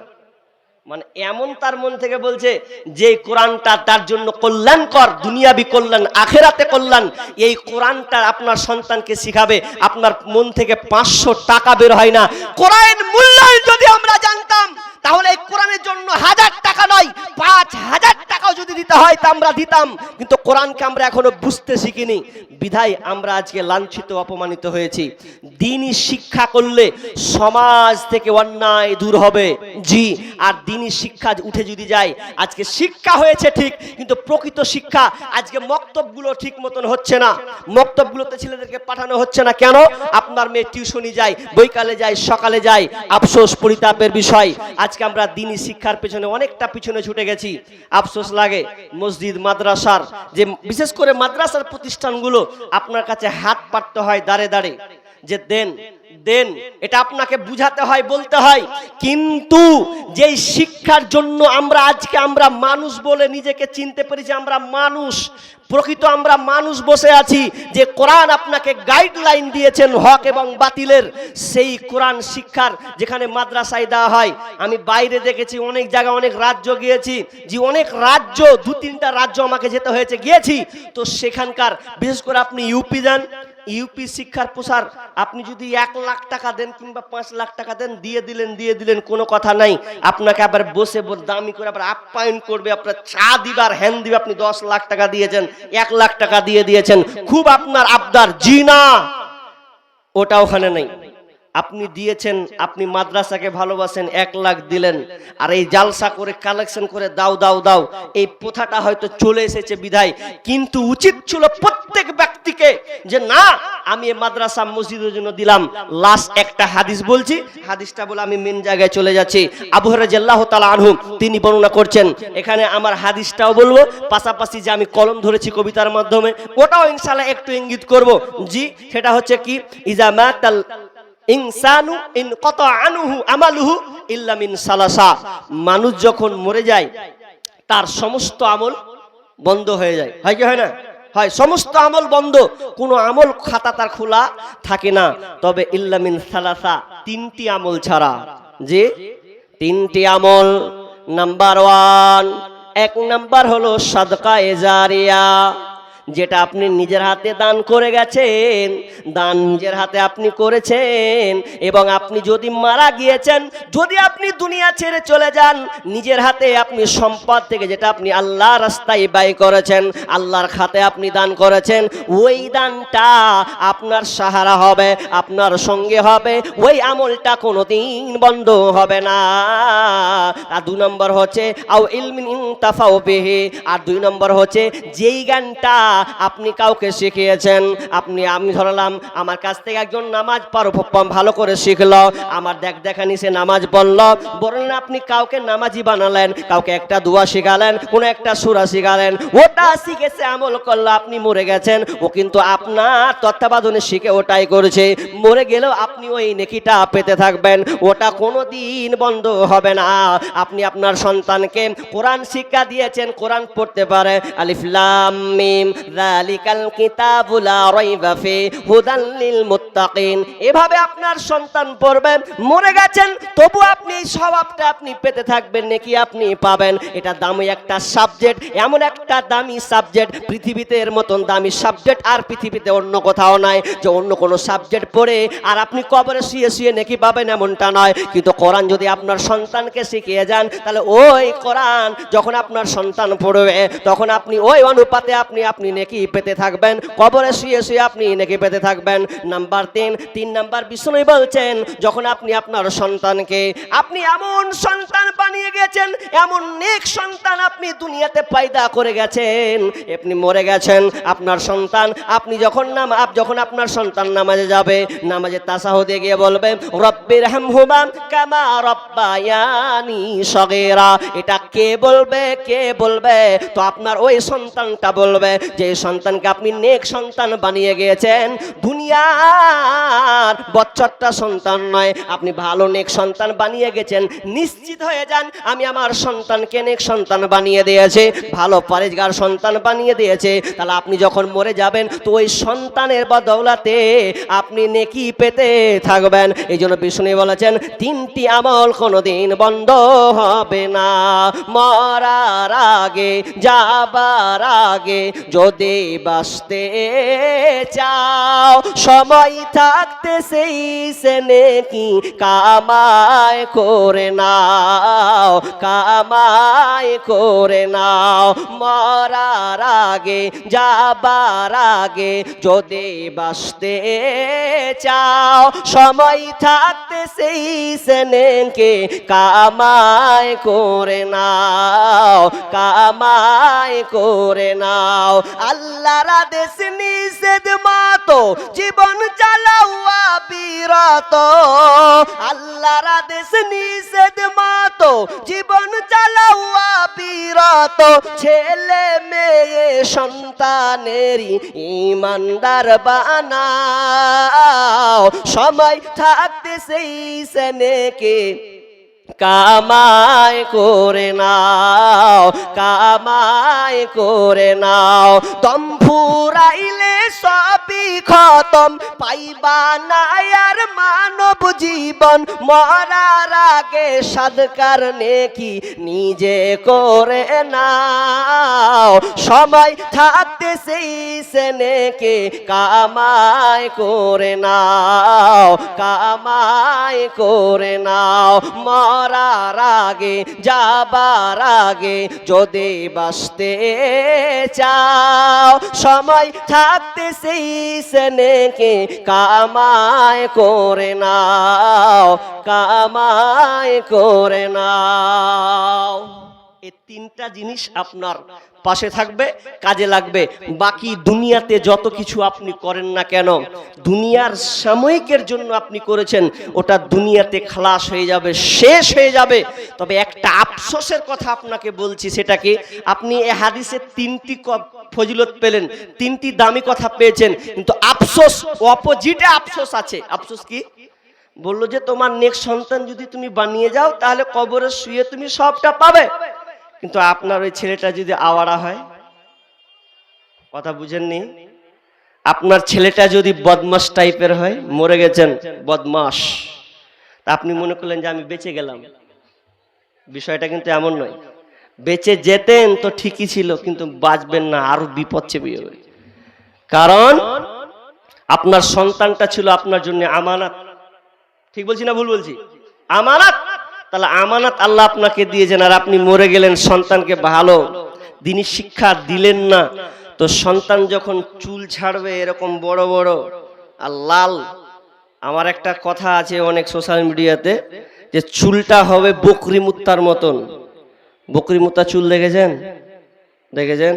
ঠান্ডার সময়, শীতে ঠান্ডার সময় যারা ছাগল পুষেন, তো ছাগলের তলে কি দেন? চট বিছান না? চট বিছান, তো ওই পাটের চট দেন, ওই কেউ আবার পর দেন, লাড়া দেন, দেন কি দেন না? দেন। তো আমার মায়েরা ওইদিকে ওই পাটের চট দিয়ে মোটা করে, তো সকাল যখন হবে, তো যখন ঘরে ঢুকবে আর ঘরে তো পেশাবে, আল্লাহু আকবার, এত গন্ধ আর এত হলদা ব্রিং কালার তৈরি হয়ে গেছে। তো ওই কালারটা যে ছেলেটা লাল ব্রিং করেছে ওই কালারটা আর চুলের কালারটা মিলাবেন, বকরি মুতা চুলের মতন মিলছে কিনা, সেম, কোনো পার্থক্য নেই। আমি এক জায়গাতে বলেছি যে বাপ মরেছে 4 বছর হলো, 4-5 বছর, এখন বেশি হবে হয়তো, মারা গেছে। তো ওখানে ওই ছেলেটা বুলেট গাড়ি নিয়ে দাঁড়িয়ে আছে, আর ও কবরের পাশে দাঁড়িয়েছে, রাস্তা বিশাল বড়, ও একটা বিড়ি ধরিয়েছে, বিড়ি ভালো করে বুঝুন, বিড়ি ধরিয়েছে ও। তো আমি সেই সময়তে ইমাম ছিলাম 7 বছর আগে। তো দেখছি যে ওর বাপ মরেছে 1-2 বছর হবে, লাশ পড়া আছে কবরের পাশে, আর ওখান দিয়ে রাস্তা। তো ও বিড়ি ধরালছে। তো ওর যদি ইতস্ত বোধ হতো যে বড় বাপ মরেছে, পালে বিড়িটা না খাই, তো ও ঘোড়া ডিম দুয়া দিয়ে দূরের কথা দাঁড়িয়ে বাইকটাকে খাড়া করেছে আর বাম হাতে বিড়ি ধরিয়ে নিয়েছে। তা আমি কুচি কেমন হলো, ভাবলাম দুয়া টুয়া পড়বি না, তো না, ও বাম বেড়িকে ধরিয়ে আর বেড়ি খাওয়ার স্টাইল, কেউ ডান দিকে গেলে, কেউ বাম দিকে গেলে, কেউ এম করে খায়, কেউ এম করে খায়, কত স্টাইল আছে বেড়ি খাওয়ার, শেষ নাই। বেড়ি খাওয়ার স্টাইল আমি জীবনে অনেক দেখেছি, বাঁশ ঘাটে চলতে চলতে দেখে যে মুখস্থ হয়ে গেছে জি। তো এত ডিজাইন বেড়ি খেয়েছে, ও আপনার বাম হাতে নিয়েছে বিড়িটা দিয়া। এবার বুলেট একটা গাড়ি আওয়াজ করে, বেশি গাড়িগুলা কি করে, ওগুলাকে মোটা গাড়িগুলা দেখছি। তো আমি ভাবছি ওরে খাতারনাথ বদমাস রে, বাপ যেমন বেটা তেমন রে, বাপ যে কি হালাতে আছে আল্লাহ জানে। ও গাড়িটা যখন চেপেছে বেড়িটা বাম হাতে লিয়া, পায়ে একটা জোরে ভাকাম করে মারলে, বুঝলেন, তো মেরেছে আর স্টার্ট শুরু হয়ে গেছে করে, একদম মারলো, টান চলে আলো। তা আমি কইছি ওর বাপকে কত সুন্দর দোয়া দিয়ে গেল। হ্যাঁ, ওর বাপের কি হয়েছে? আপনি বলছেন স্নেক সন্তান বানালাম না, কিন্তু ছেলে যদি আপনার বদমাশ হয়, দায়ী কে হবে? কবরে আপনি আযাব পাবেন, মনে করিয়েন না জি। এটা ভেবে নিয়ে যে সস্তা পয়দা করে দিয়েছি, জি না। আপনাকে বলছি আল্লাহর হস্তে সন্তানকে নেক সন্তান বানান। হয়তো আরো 2-3টা হাদিস ছিল, সময় আর 8 ঘন্টা আছে, কালেকশনের প্রয়োজন আছে। আমি আমার শরীরের অবস্থা অত ভালো নেই, একজনকে শেয়ার করেছি আমার রোগের কথা। তো যাই হোক, আল্লাহ আমাকে আরোগ্য শিফা দান করুন, বলুন আমিন। জি, আমি যেটা বলতে চাচ্ছি, জি আসছে, তো আব্দুল করিম ভাই রাস্তায় চলেছে অলরেডি নাকি? হ্যাঁ, চলে এসেছে ইনশাআল্লাহ। ধৈর্যর সঙ্গে আপনারা বসুন, ইনশাআল্লাহ আপনারা তার কোরআন ও হাদিসের আলোচনা, কাটা বক্তব্য আপনারা শুনতে পাবেন ধৈর্যের অনুকূলে। ভাই জি, আমার পার্শ্ববর্তী একটু ডিস্টেন্স জায়গা, যাই হোক, তো তিনি আসছেন এবং আপনাদেরকে শোনাবেন, ধৈর্য রাখুন। তবে যে আরেকটা দ্বিতীয় কাজ, সেটা হচ্ছে মসজিদ, নাকি যে মসজিদে ছিলাম না, ওটাই যে মসজিদে আমি ছিলাম, ওই মসজিদের কাজ মনে হয় 2 তলা হবে। তো অনেক দরকার আছে জি, সিমেন্ট, রড, বালি ইত্যাদি অনেক কিছু টাকা পয়সা দরকার আছে। বিধায় আপনার কাছে আমি খুব জোর করে নয়, আপনি আপনার দিল অন্তর থেকে যতগুলো লোক আছেন একটু আসবেন আখেরাতের জন্য। জি ভাই, কি নাম? মোহাম্মদ সেতাবুদ্দিন। কত আছে গো? 1000 টাকা আব্বা মায়ের জন্য, বাবা মায়ের জন্য দান করেছেন। আহা, দেখেন, নেক সন্তান রাখুন, দরকার আছে। আফসোস জি, বুড়াহাতি কালে যখন মানুষ লাঠি ধরছে, তো বেটাকে কাছে যদি 20 টাকা চাইতে এসে তাও পায় না, এরকম বাপ আছে না নাই? 50 টাকা যে দিব আর পকেটে ভরবে, যে জালসা শুনতে আব্বু 100 টাকা লাও, 50 টাকা দিয়ে 50 টাকা খেয়ে নিও, অসুবিধা নাই। কিন্তু এরকম এখন পাওয়া যাচ্ছে কি? বউ বেটি মাস্তি, কিন্তু বাপ কি করছে, মায়ের অবস্থা কি? এখনকার বর্তমান ছেলেরা গুরুত্ব দেয় না। জি, আপনারই ভুল। ওদের লেগে আপনি কত পরিশ্রম করলেন, 100 টাকা শেষ বহাইতে চাইছেন, যে 500 টাকা কোন সন্তান মন থেকে বলে না। আপনার অনেকে এসেছেন, কোন বেটা বলেছে আব্বা যাচ্ছেন জালসাতে, নেন 500 টাকা 200 টাকা দিয়েন কিছু। কজন করেছেন বলুন? আছে। কিন্তু নেক সন্তান যদি হতো, গরিব সন্তান হলেও আপনি মরে গেল আপনাকে স্মরণ করে কিছু দিয়ে যাবে, জি, এর নাম হলো নেক সন্তান, ভালো সন্তান। তো একজন নেক সন্তান তার আব্বা মায়ের জন্য 1000 টাকা দিয়েছেন। মারা গেছেন হয়তো, বুঝি মারা গেছে। আহা, আল্লাহুম্মা আনতাস সালাম ওয়া মিনকাস সালাম, তাবারাকতা ইয়া জাল জালালি ওয়াল ইকরাম। রব্বুল আলামিন নিজ কানে শুনলাম আব্বা মা পৃথিবীতে নাই, অন্ধকার কবরে, অন্ধকার কবরে শায়িত হয়ে আছে। আল্লাহ অন্ধকারের কবরের ব্যাপারে ভয়ঙ্কর কত হাদিস আছে, চোখের সামনে শুনি চোখ দিয়ে পানি বের হয়। রব্বুল আলামিন পাকড়া হলে কারো রেহাই নাই। রব্বুল আলামিন আব্বা মায়ের কথা স্মরণ করে আল্লাহ তোমার মসজিদের জন্য, যেই মসজিদের ব্যাপারে তুমি বলেছ আহাব্বুল বিলাদি ইলাল্লাহি মাসাজিদুহা ওয়া আবগাদুল বিলাদি ইলাল্লাহি আসওয়াকুহা, তুমি বলেছো সবচেয়ে পছন্দনীয় ভালো পবিত্র স্থান জায়গা হলো মসজিদ। সেই মসজিদের জন্য আল্লাহ আল্লাহ সেই নেক সন্তান বাবা মায়ের জন্য 1000 টাকা দিয়েছেন।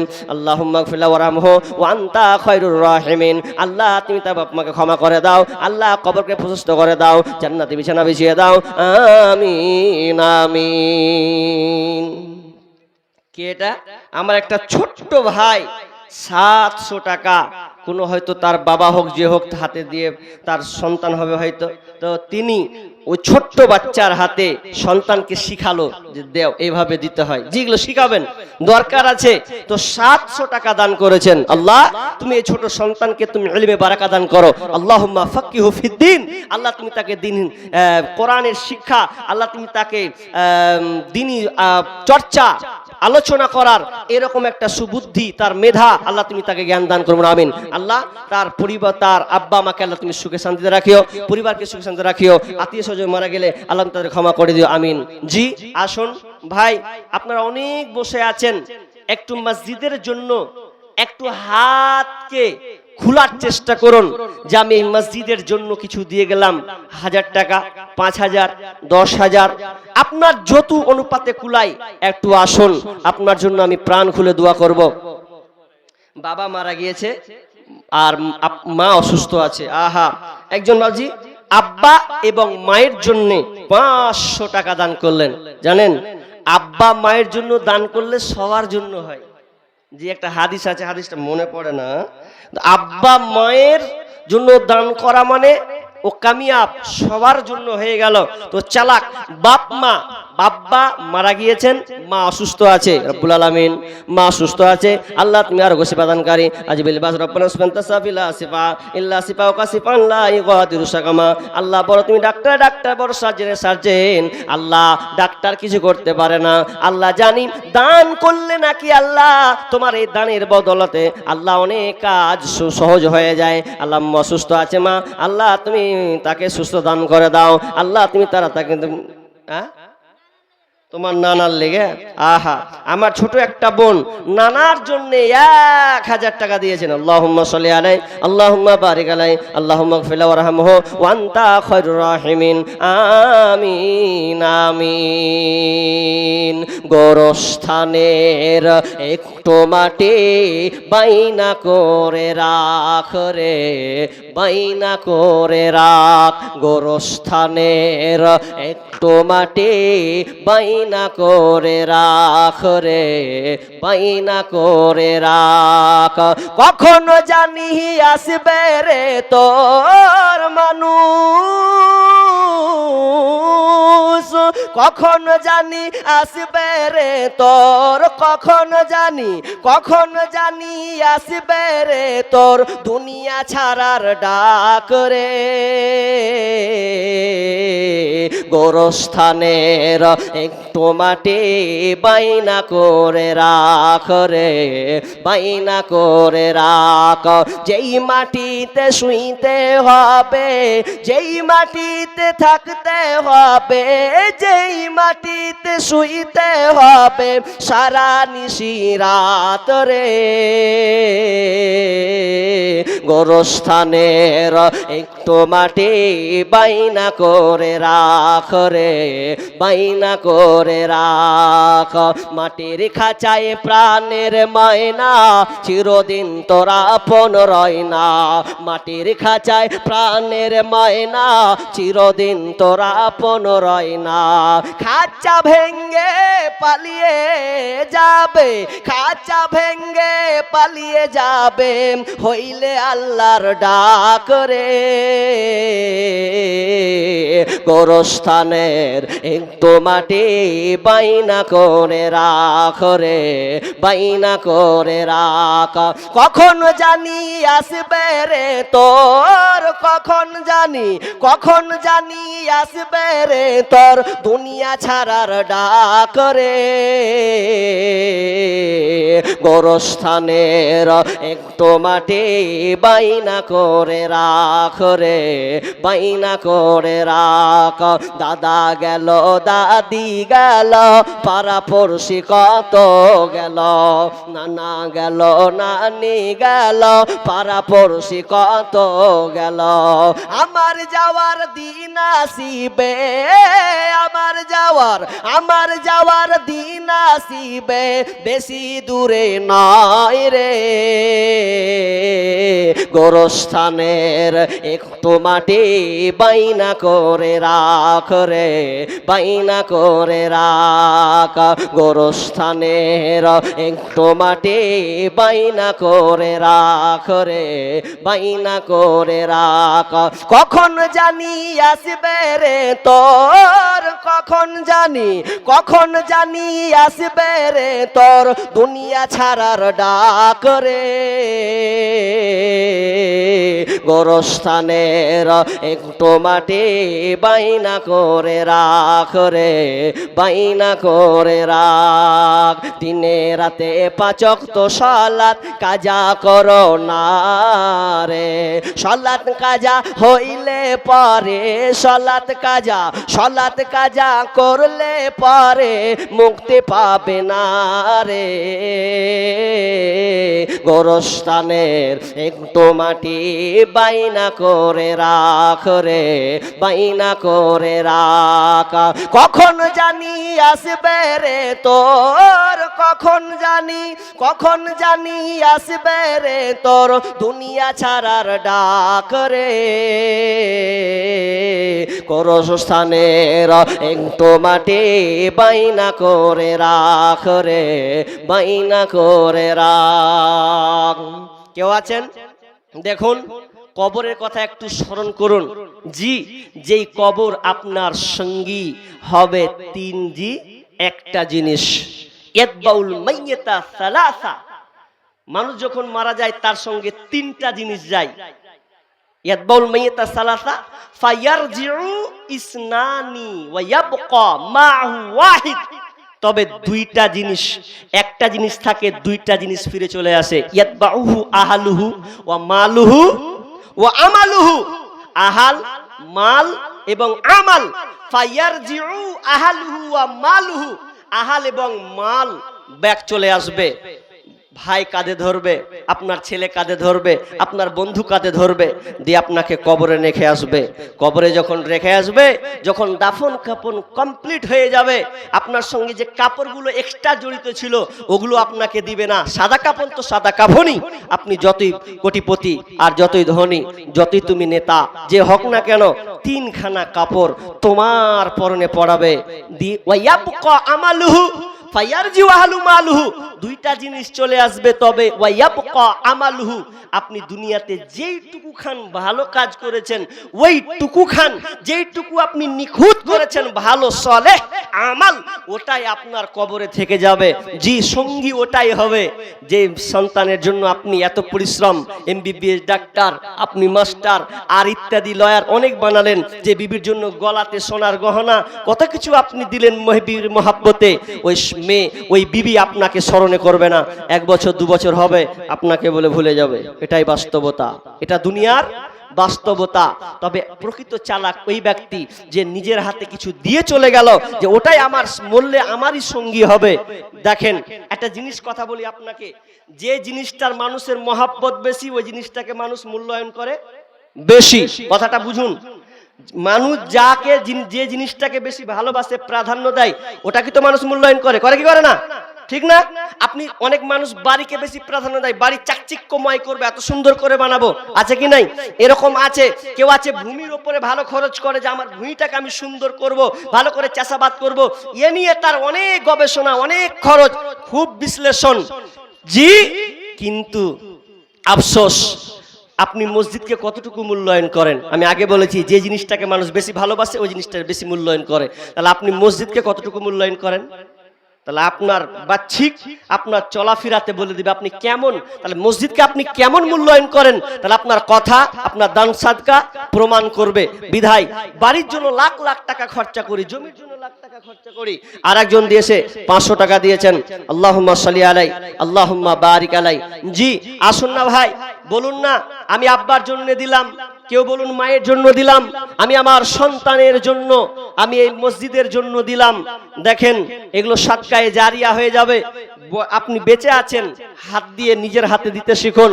দাঁড়ান, অনেক মানুষ আছেন, আমি তো বলিনি 5,000 দেন 10,000 দেন, আপনার সাধ্য অনুপাতে সাধ্য অনুকূলে আপনি 1000 টাকা করে বলুন। 10টা লোক দাঁড়ান যে আমি 1000 টাকা দিব, নাই আপনি পরে বাকি লিখাবেন। জি সালাম। একজন ভাই 200 টাকা দিলেন, আল্লাহুম্মা সাল্লি আলাই আল্লাহুম্মা বারিক আলা হায়াকালা বারাকাল্লাহ। দেখেন আপনাদের এই দানের অনুপাতে, দান অনুযায়ী এই মসজিদগুলো হয়, আপনারাই দেন, মাদ্রাসা আপনারাই চালান। বিধায় আমি আজকে দানের খুব পরিমাণ খুব কম দেখতে পাচ্ছি।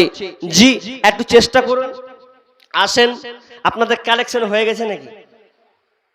কালেকশন হয়ে গেছে? এটাই প্রথম, এটাই প্রথম। জি ভাই বল, আমার মা বোন আপনারা অনেক বসে আছেন, জি আসুন, কারো হাত দিয়ে দিয়ে পাঠান। আর মেয়ে মহলে ভলেন্টিয়ার্স আছে কি নাই? জি কালেকশন এটি এসছে তো আবার যান না গো। এটা আবার কি হলো? দান এমন জিনিস, মানুষের দিল কখন নরম হবে এটা বলা যায় না। এটা আমার মানে আমার নিজের গবেষণা যে বলছি, আমি একটা লোককে আমি 4 বার দিতে দেখেছি। অবাক করা, তার দিলে কি বেঁধেছে যে ও 4 বার। কমিটিরা বলছে আফসোস, আশ্চর্য হয়ে গেলাম, এরকম দান কোনোদিন আমরা ভাবতে পারিনি যে দান উঠবে। জি কার মানুষের কখন হৃদয় কখন তার গলে যাবে, আল্লাহ কাকে পছন্দ করে নেবেন, কার হাতে কখন সুযোগটা উঠিয়ে নেবেন এটা বলা যায় না। আচ্ছা ঠিক আছে রে ভাই, বললাম তো। এখন ভাই গাজাল কমিয়ে দিয়েছি, গাজালের লেগে তো আমাকে মারলে সোশ্যাল মিডিয়াতে, তোর পার করে দিলাম আমাকে। আমি অনেক আলেম ওলামার পরামর্শ নিয়েছি, বলতেন কোরআন হাদিস তো বলার শেষ নাই। তবে আমি যে গাজালগুলো বলি বেশিরভাগগুলো আমার যেগুলো লিখিত গাজাল আমি সেগুলো বলি বেশি। মাশাআল্লাহ একজন দিয়েছেন 1000 টাকা, আল্লাহুম্মা বারিক আলাই। মা বোন জি আপনাদের সঙ্গীত শোনাবো জি ইনশাআল্লাহ, তবে আপনাদের দানগুলো তাড়াতাড়ি করে পাঠান। আর একজন দিয়েছেন 100 টাকা, 1000 টাকা। জি আল্লাহুম্মা সাল্লি আলাই আল্লাহুম্মা বারিক আলাই হায়াকালা বারাকাল্লাহ। ভাই বলুন, আসুন না ভাই, উঠেন না। 10টা লোক 1000 টাকা বলুন, 10টা লোক দাঁড়ান, আমি 1000 টাকা দিব। দেখেন সব জড়িয়ে বসে আছেন, জি সব জড়িয়ে একটা পরনে আপনার 2000 টাকা 3000 টাকা দামে পর্যন্ত আপনি পরে দিয়ে আছেন, বসে আছেন। একদিন এই জিনিসটা আপনার জুটবে না, থাকবে না, কিন্তু দানটাই আপনার জন্য সহায় হবে, দানই আপনাকে রক্ষা করবে। দুনিয়াবি আর কেউ আপনাকে রক্ষা করতে পারবে না। আসুন 10টা লোক দাঁড়ান, কোন আল্লাহর বান্দা আছেন 10টা লোক বলুন যে আপনি 1000 টাকা করে দিবেন। 5000 বললে হবে না, কমিটি যারা আছেন, কমিটির লোক যারা আছেন তারা বলুন, তাদের দানগুলো তাড়াতাড়ি করে বলুন। ভাই আল্লাহর হস্তে বলেন ভাই, হবে না? 1000 টাকা করে 10টা লোক অন্তত আমি দেখতে চাই, হবে না? এরকম নাই, টাকা না আছে বলুন। আল্লাহ তাআলা বলছেন ইয়া আইয়ুহাল্লাযিনা আমানু আনফিকু মিন তাইয়্যিবাত মা তাইয়্যিবাত, তোমরা তোমাদের অর্জিত সম্পদ থেকে তোমরা আল্লাহর রাস্তায় দান করো। মিম্মা আখরাজনা লাকুম মিনাল আরদ, এবং তোমরা আমি যে জমিনের উৎপন্ন করেছি, জমিন থেকে যেটা দিয়েছি, ওই উৎপন্ন জমিন থেকে তোমরা আমার রাস্তায় দাও। জি তো যারা চাষাবাদ করছি ভাই, অনেকে এদিকে আপনাদের এলাকাতে মাখন চাষ হয় না? হয় না এদিকে? হয়। তারপরে আপনার ভুট্টা আছে, জি এগুলো চাষ হয়। তো বলুন না, এগুলো বিনিময়ে তো মসজিদ হবে ইনশাআল্লাহ। বলুন, কেউ 1 মণ দিবেন, 20 কিলো দিবেন, এরকম আসুন। জি আল্লাহর রাস্তায় আসুন। নিষ্ঠুর এই পৃথিবীতে কেউ তো আপন নয়, কেউ তো আপন নয় তোমারি, কেউ তো আপন নয়, কেউ তো আপন নয় তোমারে, কেউ তো আপন নয়। যাদের সাথে গড়ো তুমি হৃদয়েরই বাঁধন, ফাঁকি দিবে সে তোমার স্বার্থ হইলে সমর্পণ। যাদের সাথে গড়ো তুমি হৃদয়েরই বাঁধন, ফাঁকি দিবে সে তোমার স্বার্থ হইলে সমর্পণ। ভুইল না তাই এই দুনিয়ায় পড়ে ছলনায়, নিষ্ঠুরে এই পৃথিবীতে কেউ তো আপন নয়, কেউ তো আপন নয় তোমারি, কেউ তো আপন নয়। এখন যারে আপন ভেবে পারো জীবন দিতে, এখন যারে আপন ভেবে পারো জীবন দিতে, ছেড়ে যাবে সে তোমাকে যখন স্বার্থ ফুরাবে। দুঃখের সময় কেউ কি তোমার সাথী হতে চায়, কষ্টের সময় কেউ কি তোমার সঙ্গী হতে চায়। নিষ্ঠুরে এই পৃথিবীতে কেউ তো আপন নয়, কেউ তো আপন নয় তোমারি, কেউ তো আপন নয়, কেউ তো আপন নয় তোমারি, কেউ তো আপন নয়। জি, সবাই স্বার্থপর। টাকা আছে বলে আপনার সম্মান আছে, টাকা আছে বলে আপনার শ্রদ্ধা আছে, টাকা নেই তো দুনিয়াতে আপনার কোনো মূল্য নাই, এমনকি বাপের কাছেও নাই, মায়ের কাছেও নেই। চারটা বেটা যদি হয় আর একটা বেটা যদি টাকাওয়ালা হয়, বেশি পুজো তো ওর দিকে বেশি ঝুঁকি দেয়। এটা বাস্তবতা বলছি। আমার একটা সঙ্গীত আছে টাকাকে কেন্দ্র করে, এর আগে একটা দিয়েছিলাম, এবার তো আছে, লম্বা বড় হয়েছে আর বলার ইচ্ছা হয় না, বলিও না। জি, টাকা যার আছে তার দাম আছে, সে যদি সহি করতে না পারে তাও আর দাম আছে।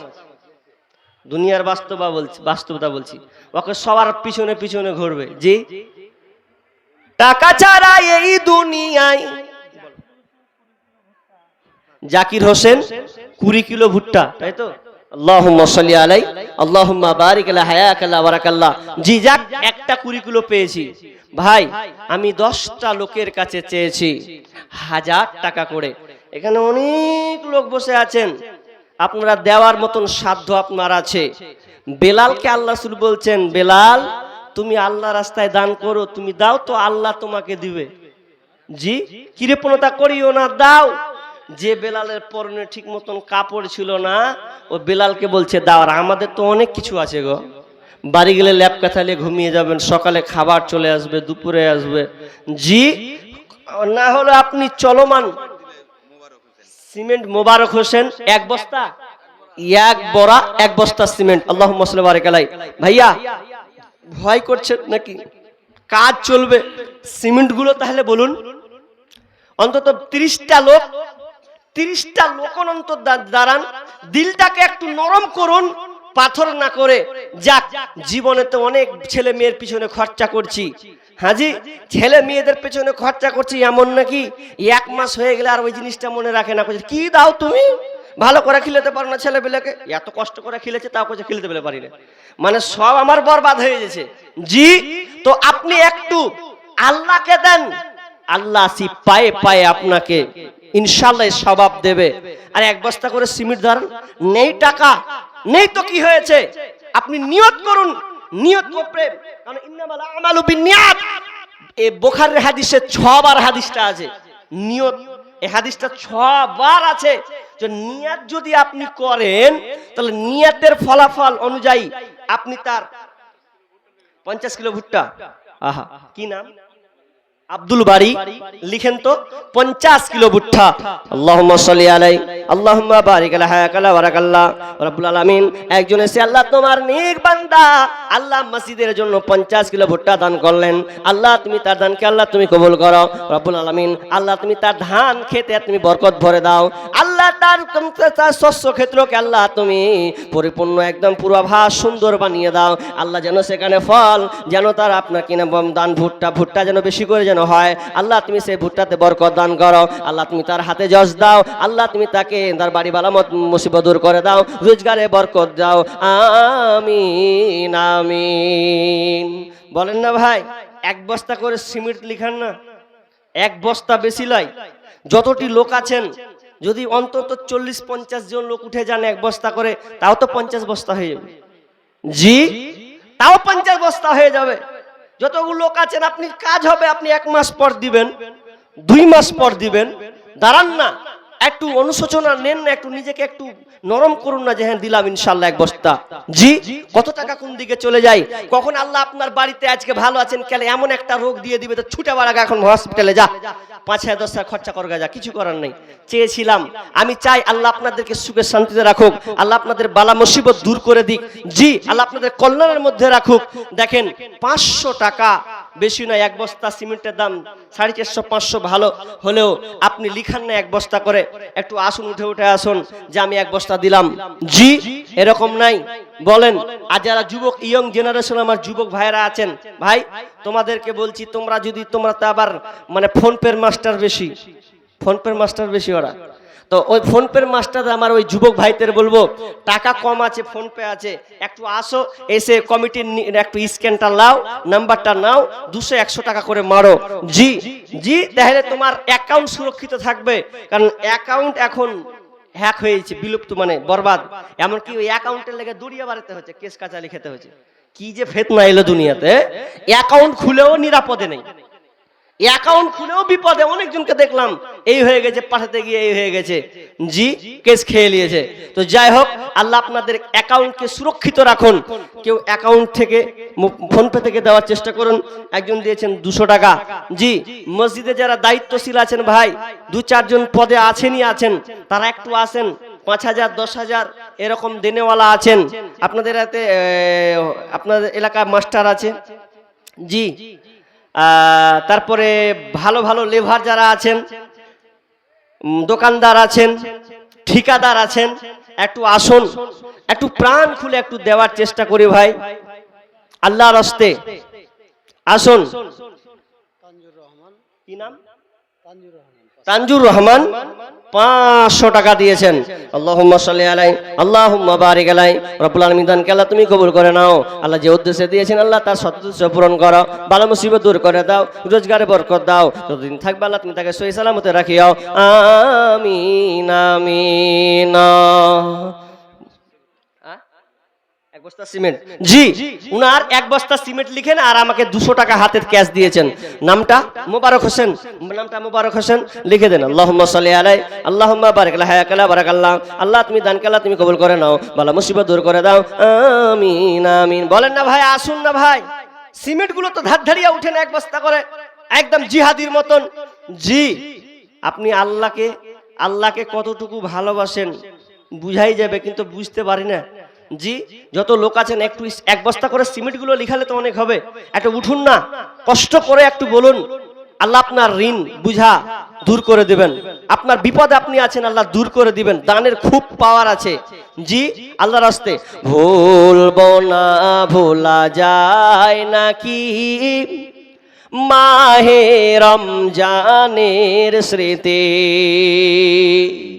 আমার কাল থেকে বিষয় চলছে পরিস্থিতি সম্পর্কে, তো আজকে শিক্ষা সাবজেক্ট ছিল, শিক্ষাটা বললাম, কিন্তু এখন রমজানের জন্য কিছু আলোচনা করা দরকার। তো আশেপাশে আছে কোথাও 7-8, এদিকে ভালুকা হরিচন্দ আছে, তো ইনশাআল্লাহ শোনাবো। তো যাই হোক, তো রমজান মাস আসছে, তো রমজান মাসের জন্য আমাদের প্রস্তুতি নিতে হবে। জি, প্রস্তুতি নিতেই হবে। কিভাবে আপনি রমজানের প্রস্তুতি নেবেন আলোচনা ইনশাআল্লাহ পাবেন সোশ্যাল মিডিয়াতে। আজকে আমি সময় পেলাম না, তো আমি বলছি ছদ্ম হিসাবে, তো আপনারা একটু উঠুন না ভাই, কেউ মায়ের জন্য, কেউ আব্বার জন্য দিবেন। আল্লাহর রাস্তায় আসুন।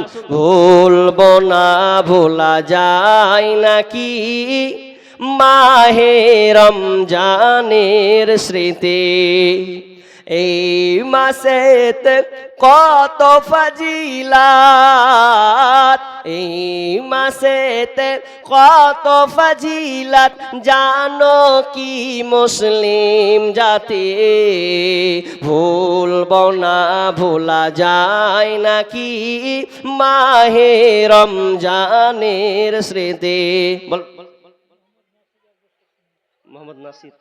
মোহাম্মদ নাসির এক বস্তা সিমেন্ট। আল্লাহুম্মা সাল্লি আলাই, আল্লাহুম্মা বারিক আলাই। ভাইয়া দাঁড়ান না গো, একটু বলেন না, 10টা লোক দেখতে চায় আমার চোখের সামনে, লিখাচ্ছেন লিখান। 10টা লোক দাঁড়ান না, অন্তত 10টা। কোরআন কয় পারা ভাই? কোরআন কয় পারা? 30 পারা। জি আমরা জানি 30 পারা। আমি 30 পারা নয়, 10 পারা। আগে 10 জন সিমেন্ট দাঁড়ান যে আপনি এক বস্তা করে দিবেন রানিং। এখন যারা দিবেন, এখন নিজেরা আমাকে নিজে বলে যান, মা বোন আপনারা যদি কেউ থাকেন যে আম্মু সিমেন্টের বস্তা দেব, কোন একজনকে বলে পাঠান, ছোট ছেলে মেয়েদের বলে পাঠান, ইনশাআল্লাহ আপনার জন্য দোয়া করব। সিমেন্ট কে আছেন বলেন না ভাই? চিন্তা করে দেখো না কবরে কি যাইবা না, যেই কবরে আল্লাহ ছাড়া বন্ধু কেহ থাকবে না। চিন্তা করে দেখো না কবরে কি যাইবা না, চিন্তা করে দেখো না কবরে কি যাইবা না। এই দুনিয়া সবই পার, কবর তোমার আসল ঘর। এই দুনিয়া সবই পার, কবর যে তোর আসল ঘর। কেমনে সে চাই থাকবি পরে শুধুই মাটির বিছানা, কেমনে সে তাই থাকবে তুমি শুধুই মাটির বিছানা। চিন্তা করে দেখো না কবরে কি যাইবা না, যেই কবরে আল্লাহ ছাড়া বন্ধু কেহ থাকবে না। চিন্তা করে দেখো না কবরে কি যাইবা না। এই দুনিয়া ছাড়িয়া কোথায় যাইবে ভাগিয়া, এই দুনিয়া ছাড়িয়া কোথায় যাইবা পালায়া। মালাকুল মউত ধরবে কোসে শুনবে না তো বাহানা, মালাকুল মউত ধরবে তোমায় শুনবে না তো বাহানা। চিন্তা করে দেখো না কবরে কি যাইবা না, যেই কবরে আল্লাহ ছাড়া বন্ধু কেহ থাকবে না। চিন্তা করে দেখো না কবরে কি যাইবা না, চিন্তা করে দেখো না কবরে কি যাইবা না। ভাই আচ্ছা হলো না, 10টা লোক হলো না জি ভাই? জি বরবাদ হয়ে গেল চাইতে চাইতে। আসলে মানুষ দিবে কোনটা? দিবে অত সহজে দিবে? হ্যাঁ জি কথা আছে না, অত সহজে দিব? দিব কখন দিব? যখন ডাকাত ধরে নিবে তখন দিব। যখন ডাকাত গলাতে ছুরি ধরে নেবে সেদিন বাপ বাপ বাপ হব। একটা কথা আছে না, একটা গল্প আছে যে একটা আলেম বলছেন যে মানুষ এক জায়গাতে কষ্ট করে চাহে আর এক জায়গাতে ও নিজের স্বইচ্ছায় দেয়, মানে ঠেলাই পড়ে দেয়। কেমন? একটা আলেম যখন কইছেন দেন বাপ দেন, আপনার জন্য দেন, আল্লাহর জন্য দেন। জি তো খুব পাহাড়াই না, ক টাকা দিব ভাবছে, লস হয়ে যাবে সব। আর যখন ডাকাতের হাতে যখন মাঝ রাস্তায় পড়ে যাবার গলায় যখন ছুরি ধরে নেবে, ভাই কর না তো উল্টে উল্টে আছাড় খাবি, তখন কবে যে বাপ কিছু নেই, কি হয় সব দে, মোবাইল টোবাইল সব দে। তখন ওই ঘুরিয়ে ওকে বাপ কবে যে বাপ লে লাও, যান ভিক্ষা দাও বাপ। মানে মানুষ যখন বিপদে ঠেলাই পড়ে তখন ওই সময়তে তখন আর জান বাঁচার লাগে খালি করে জি।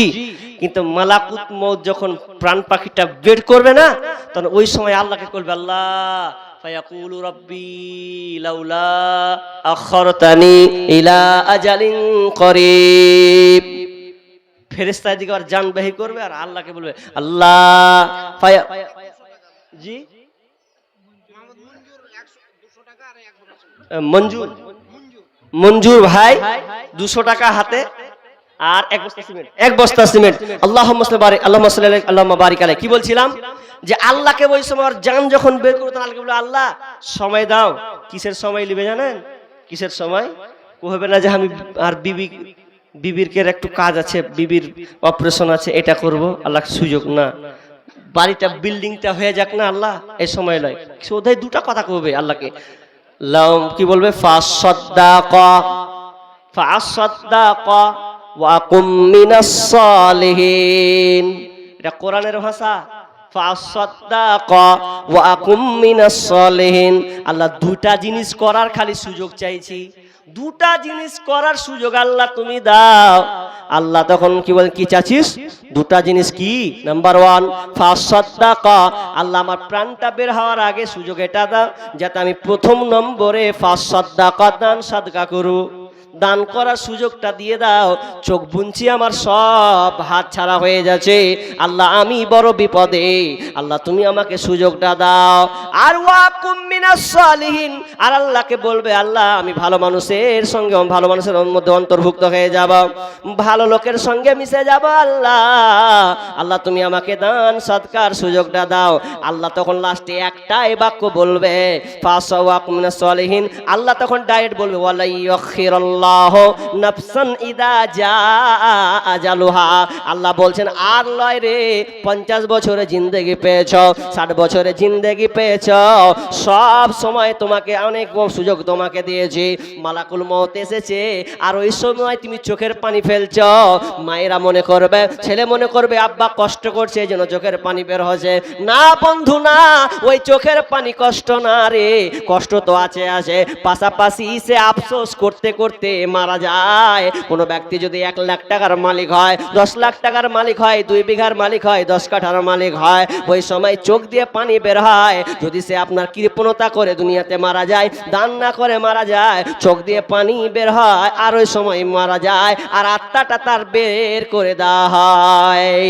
জানেতে কাঁদিবে মাতা, বামেতে পরম পিতা, পদতলে প্রিয় সে অঝর নয়নে, ছাড়িয়া ভবের ভাব যাইবি কেমনে, মালাকুল মউত আসিয়া বলিবে চল হে মরণে, চল হে মরণে, চল হে মরণে। একটা উদাহরণ দিচ্ছি, উদাহরণটা ভালো করে শুনেন।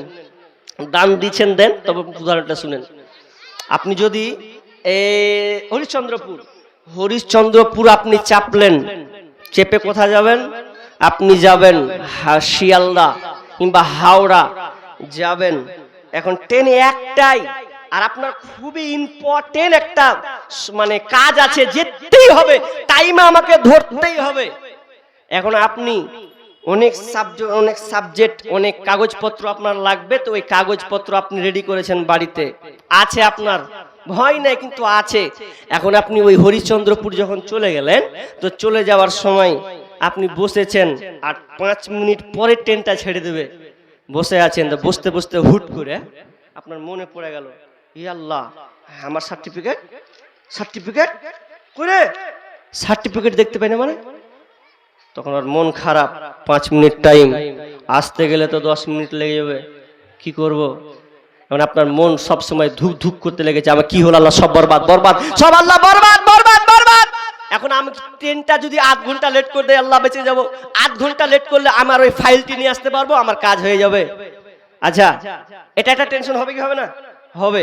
আচ্ছা বলুন, যার আরেকজন বসে আছে, ওরও কাজ, ও সার্টিফিকেট নিয়ে আছে, একদম সুন্দর হয়ে বসে আছে, ব্যাগকে ভালো করে দেখে নিলে, ট্রেন ছাড়ে না, একটু 10 মিনিট লেট করছে, কিন্তু ও বলবে যে তাড়াতাড়ি কিনে যাস না, টাইমে পৌঁছাবে, কিন্তু আর মন বলবে আমি সব কিছু ঠিকঠাক রেখে দিয়েছি। এখন ট্রেনে বসে গেছি, চলবে গন্তব্যস্থানে। যার সার্টিফিকেট ডকুমেন্টস যতগুলো সব ঠিক আছে, তাহলে ওর কোনো আর অসুবিধা নাই, ও নিশ্চিন্তে বাসে ট্রেনে বসে থাকবে, বগিতে কোনো টেনশন নেই। আর যে ভুলে গেছে, ও খালি ত্রাহি ত্রাহি করবে, কি হলো কি হলো। জি, মত হচ্ছে ওই রকম। মতে যখন সময় আসবে, আপনার সব কিছু ঠিকঠাক আছে, রেডি আছে, কোনো অসুবিধা নাই, মালাকুল মউত হাসতে হাসতে আমার প্রাণ পাখি বেরিয়ে যাবে। আর যার আমলে গলতি আছে, জি দানে অলসতা আছে, ভালো আমলে অলসতা আছে, ওর আর যতই বলুক আল্লাহ সময় দাও, টেনশন করতে করতে ও শেষ হয়ে যাবে। জি, আল্লাহ ওনাকে সময় দেবে না। উদাহরণ যদি ইশারায় বুঝেন তো বুঝেন, তার মানে আমরা দুনিয়ার পার্থিব জীবনে কত আছি। হ্যাঁ জি, ভাবতে পারেন হিয়ারিং আপনার এদিকে হয়েছে না হয়নি? হয়েছে না? হিয়ারিং হয়েছে, তো হিয়ারিং যে হয়েছে, কত টেনশন, লোকের মুখের দিকে তাকা যায় না, জি কথা কওয়ার সুযোগ খানটা নেই। হ্যাঁ যে একটু গল্প করি, তা যেতে হবে, তো এই কাজটা ভুলে গেছি, উমুক ভুলে গেছি।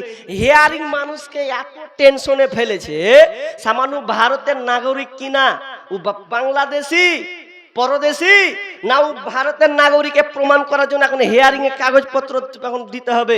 কি অবস্থা দেখে মনে হচ্ছে বিচারের মাঠ থেকে অবস্থা খারাপ, কিন্তু বিচারের মাঠ যে কি হবে, আল্লাহু আকবার। বাবা মা ছেলে মেয়ে সব ঘুরবে, কেউ কাউকে ছুলবে না। সর আমার একটা নাকি দরকার। কবরে মানুষ আফসোস ত্রাহি ত্রাহি করবে, জি হিয়ারিং এর লেগে এত ছুটাছুটি, কবরে কি হবে? ওর তো আবাদান আবাদান, আর কোনো শেষ নাই। ওখানে একবার মানে চলে গেলে আপনি পাকড়াও হয়ে গেলেন। তো দুনিয়ার এই জিন্দেগানিতে হিয়ারিং এর লেগে আপনি কত ছুটছেন, কত কি করছেন। কে ফাঁসি দিয়ে দিচ্ছে, কেউ ভালো করে খায় না, ওর ঘুম হয় না, যাহার বাপের দলিল খানটা আছে না গেছে, টেনশনে আর ঘুম হয় না। এখন চোখ খুল মানে বুঝতেই পারে না, চোখ বুঝছে তো খালি বানবাট্টি খালি ঘুরছে ওগুলো। জি তা আপনি মরে যাবেন, তখন কি হবে? এবার চোখ বুঝুন, কবরের কথা মনে করুন, এবার বিচারের মাঠের কথা মনে করুন, হাসরের মাঠ মনে করুন, পুলসেরাতকে মনে করুন, কি হবে সেই দিন। জি আল্লাহর রাস্তে আমি আর অনেক বোকা দিয়েছি, আর বকবো না। যার দিল চাহে তো তার দিল থেকে আসবে।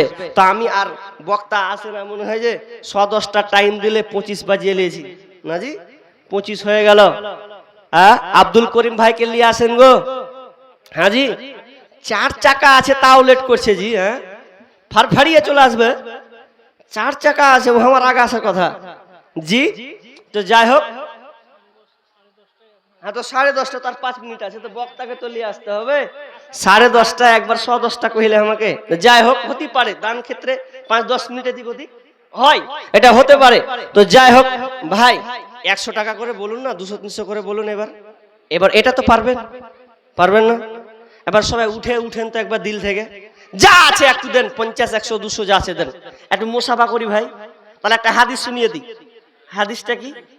হাদিস শুনিয়ে দিই আপনাদের, যে মুসাফা করলে এক সালাম দিলে তো নেকি, মুসাফা করলে আবার আবার ফের অন্য ফায়দা নেকি কি, যে আমার হাত আর আপনার হাত লাগবে, তো হাতের গুনাহ আল্লাহ ক্ষমা করবেন।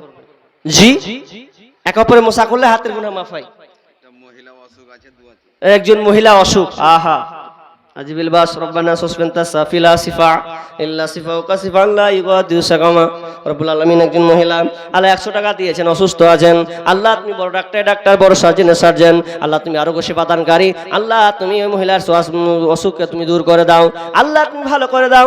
আল্লাহ তুমি যতক্ষণ পর্যন্ত নিরাময় না করবে, ভালো না করবে, কোনো পৃথিবীর ডাক্তার কোনো কাজে আসবে না।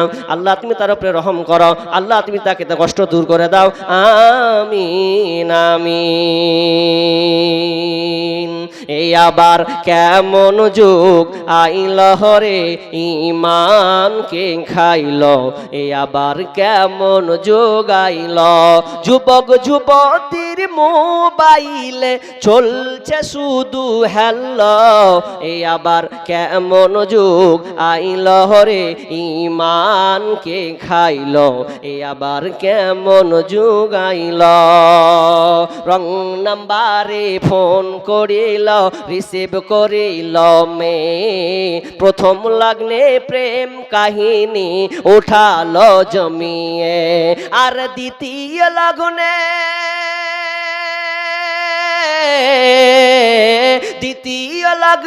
প্রেম আগুনে দুজনকে পুরাইল।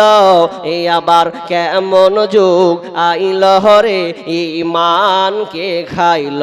এই আবার কেমন যুগ আইল।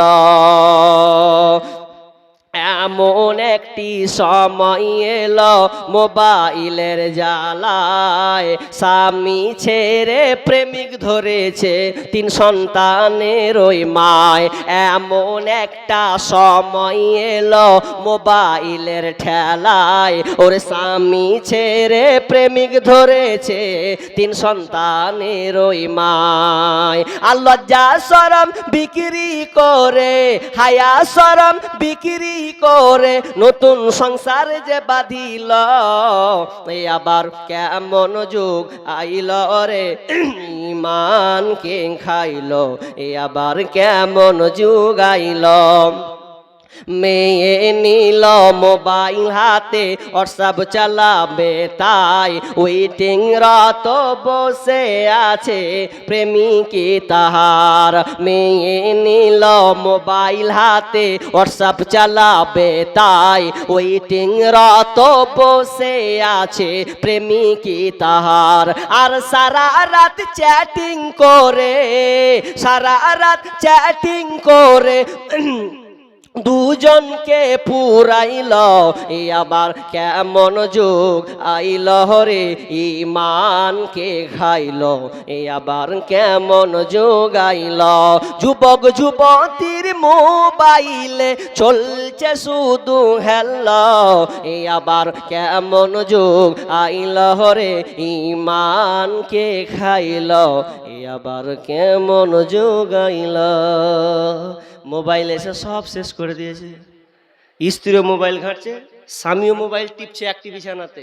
আর আগে কেমন ছিল যে মোবাইল ছিল না তো দুজন মিলে খালি গল্প করতো, তো গল্প করতে করতে ঘুমিয়ে যেত। আর এখনকার ইয়ং জেনারেশন কি হয়েছে, বিবিও একটা মোবাইল, ওরও একটা মোবাইল, ও দেখছে ও দেখছে, কোনো ভালোবাসা কিছু নাই। লাস্টে এমন হচ্ছে যে মোবাইলের লেগে ঠুসুস ফাটুস হচ্ছে, দুনিয়া এবং সংসারও ভেঙে ছাড় খারখার হচ্ছে, হয় না? মোবাইলের কারণে বড় রোগ রে বাপ। শোনেন, রমজান মাস আছে, এই রমজান মাসের জন্য আমাদের প্রস্তুতি নিতে হবে। জি, মোবাইল যারা ব্যবহার করছি ভাই, মোবাইলটাকে দূরে রাখুন। জি, নিজেকে পাপ মুক্ত করে গড়ে তুলুন। জি, পাপ মুক্ত যদি না হন তাহলে আপনার সিয়াম রেখে কোনো ফায়দা হবে না। পাপ মুক্ত হতে হবে, কারণ আল্লাহ বলছেন মাল্লাম ইয়াদা কাওলা যুর ওয়াল আমালা বিহ ফালাইসা লিল্লাহি হাজাতুন জি ফি আইয়াদা ওয়া তুআমাহু ওয়া শারাবাহু। হাদিসটা ভুল বললাম নাকি? কি বললাম? আল্লাহ বলছেন মাল্লাম ইয়াদা কাওলা যুর ওয়াল আমালা বিহ। আল্লাহ বলছেন যে যে ব্যক্তি মিথ্যা কথা এবং অপকর্ম, অন্যায় কাজ, অগৃহীত কাজকে ছাড়তে পারলো না, সেই ব্যক্তির না খেয়ে ঠিক থাকার আল্লাহর কাছে কোনো ফায়দা নেই, আল্লাহর কাছে কোনো লাভ নেই। জি, আপনি রোজাও রাখবেন, মিথ্যা কথাও বলবেন, অপকর্ম করবেন। আজকের ছেলে মেয়েরা দেখেন রোজা থাকছে তাও মোবাইলে আকাম মুকাম করছে, এটা ওটা দেখছে। জি, যদি মোবাইলে এই সংযুক্ত থাকেন তাহলে আপনার রোজা থাকাই হবে। আল্লাহর কাছে এই রোজার কোনো গুরুত্ব নাই, কোনো দাম নাই। অতএব এই পাপ, নিজেকে পাপ মুক্ত হতে হবে। ভাই 10:30 বেজে গেল, এখনো বক্তা আসেনি, তো আমি শেষের বেলাতে বলবো ভাই, হাত জোর করছি আপনাদের কাছে, আমি হাত জোরটা একটু ছেলে বলে বুকে আশ্রয় দেন, একটু ভাই বলে আশ্রয় নেন, বন্ধু হিসাবে একটু গ্রহণ করেন। মা বোন, আপনাদের কাছে আমি হাত জোর করছি। একটা শেষ রিকোয়েস্ট, নেমে যাব, কারণ আব্দুল করিম ভাই তিনি আপনাদের কোরআন হাদিসের আলোচনা শোনাবেন, তিনি কালেকশন করেন না, এটা আপনারা সকলে জানেন। জি, করেন টুকটাক, একটু চেয়ে নেই। তবে আপনাদের বলবো আপনারা সবাই উঠুন না, এসে 5 টাকা 10 টাকা একটু নিজের হাতে একবার দিয়ে যান, খুব খুশি হব যে আপনি ছেলে হিসাবে একটু ঠাই দিলেন। আমি একটা মুসাফির মানুষ, বিধায় মুসাফাও করব, হাতের গুনাহও ক্ষমা হবে, 10-20 টাকা দেওয়া হবে। আরে আপনার কাছে তো আমি চা খেতে চাই, তাহলে 10-20 টাকা খরচা হবে কি হবে না? হবে না? হবে তো, বন্ধু হিসাবে হবে। তো একটু আসেন না ভাই, 10-20 টাকা একটু দেন না। দেখেন চা খেতে 20 টাকা চলে যায়, আমি মসজিদের জন্য চাচ্ছি, আপনার কল্যাণের জন্য। একবার সবাই উঠেন না, একটু জড়ো হয়ে বসে যাবেন, 5-10 টাকা দেখুন হাতে ভরুন, দেন সবাই দেন। মাশাআল্লাহ, আসেন আল্লাহর রাস্তায় দেন, সবাই দেন না। জি, আহা, আমার দাদু দাদির জন্য দিচ্ছেন, অসুস্থ আছে, আজিবিল বাস রব্বানা সুসফান্তা সাফিলা সিফা ইল্লা সিফা কাসিফাল্লাহ আইগুদুসাকামা। আসেন ভাই, আসেন না, সবাই দেন না। আরে 5 টাকা পারবেন না? দিলটা একটু নরম করেন না ভাই। জি, 1 বস্তা সিমেন্ট লিখে দেন, একটু সবাই উঠেন ভাই। দিয়েছেন তো আপনি জানেন, আপনি অনেক দিয়েছেন। জি, 5টা টাকা আপনার কাছে চাইছি। আরে 1 কাপ চা যদি আপনি খান, খিলান মেহমান হিসাবে, তাও তো চলে যাবে। একবার আসেন না ভাই। এদিকার লোকগুলা খুব মানে পাথর হয়ে গেছে, তুমি তুই বলগা বলবি, দিব না, যা হয় হবে। 5 টাকা একটু আসেন, আল্লাহর রাস্তায় উঠেন, মাশাআল্লাহ, একটু মুসাফা করব, পকেটে হাত ভরুন। 5 টাকা 10 টাকা কি নেই? আরে 2 টাকা করে দিলেও তো অনেক হয়ে যাবে। মাশাআল্লাহ, হায়াকাল্লাহ, বারাকাল্লাহ। বসে যান, উঠেন ভাই আল্লাহর রাস্তায়। জি, একটু উঠেন না ভাই, কষ্ট করেন।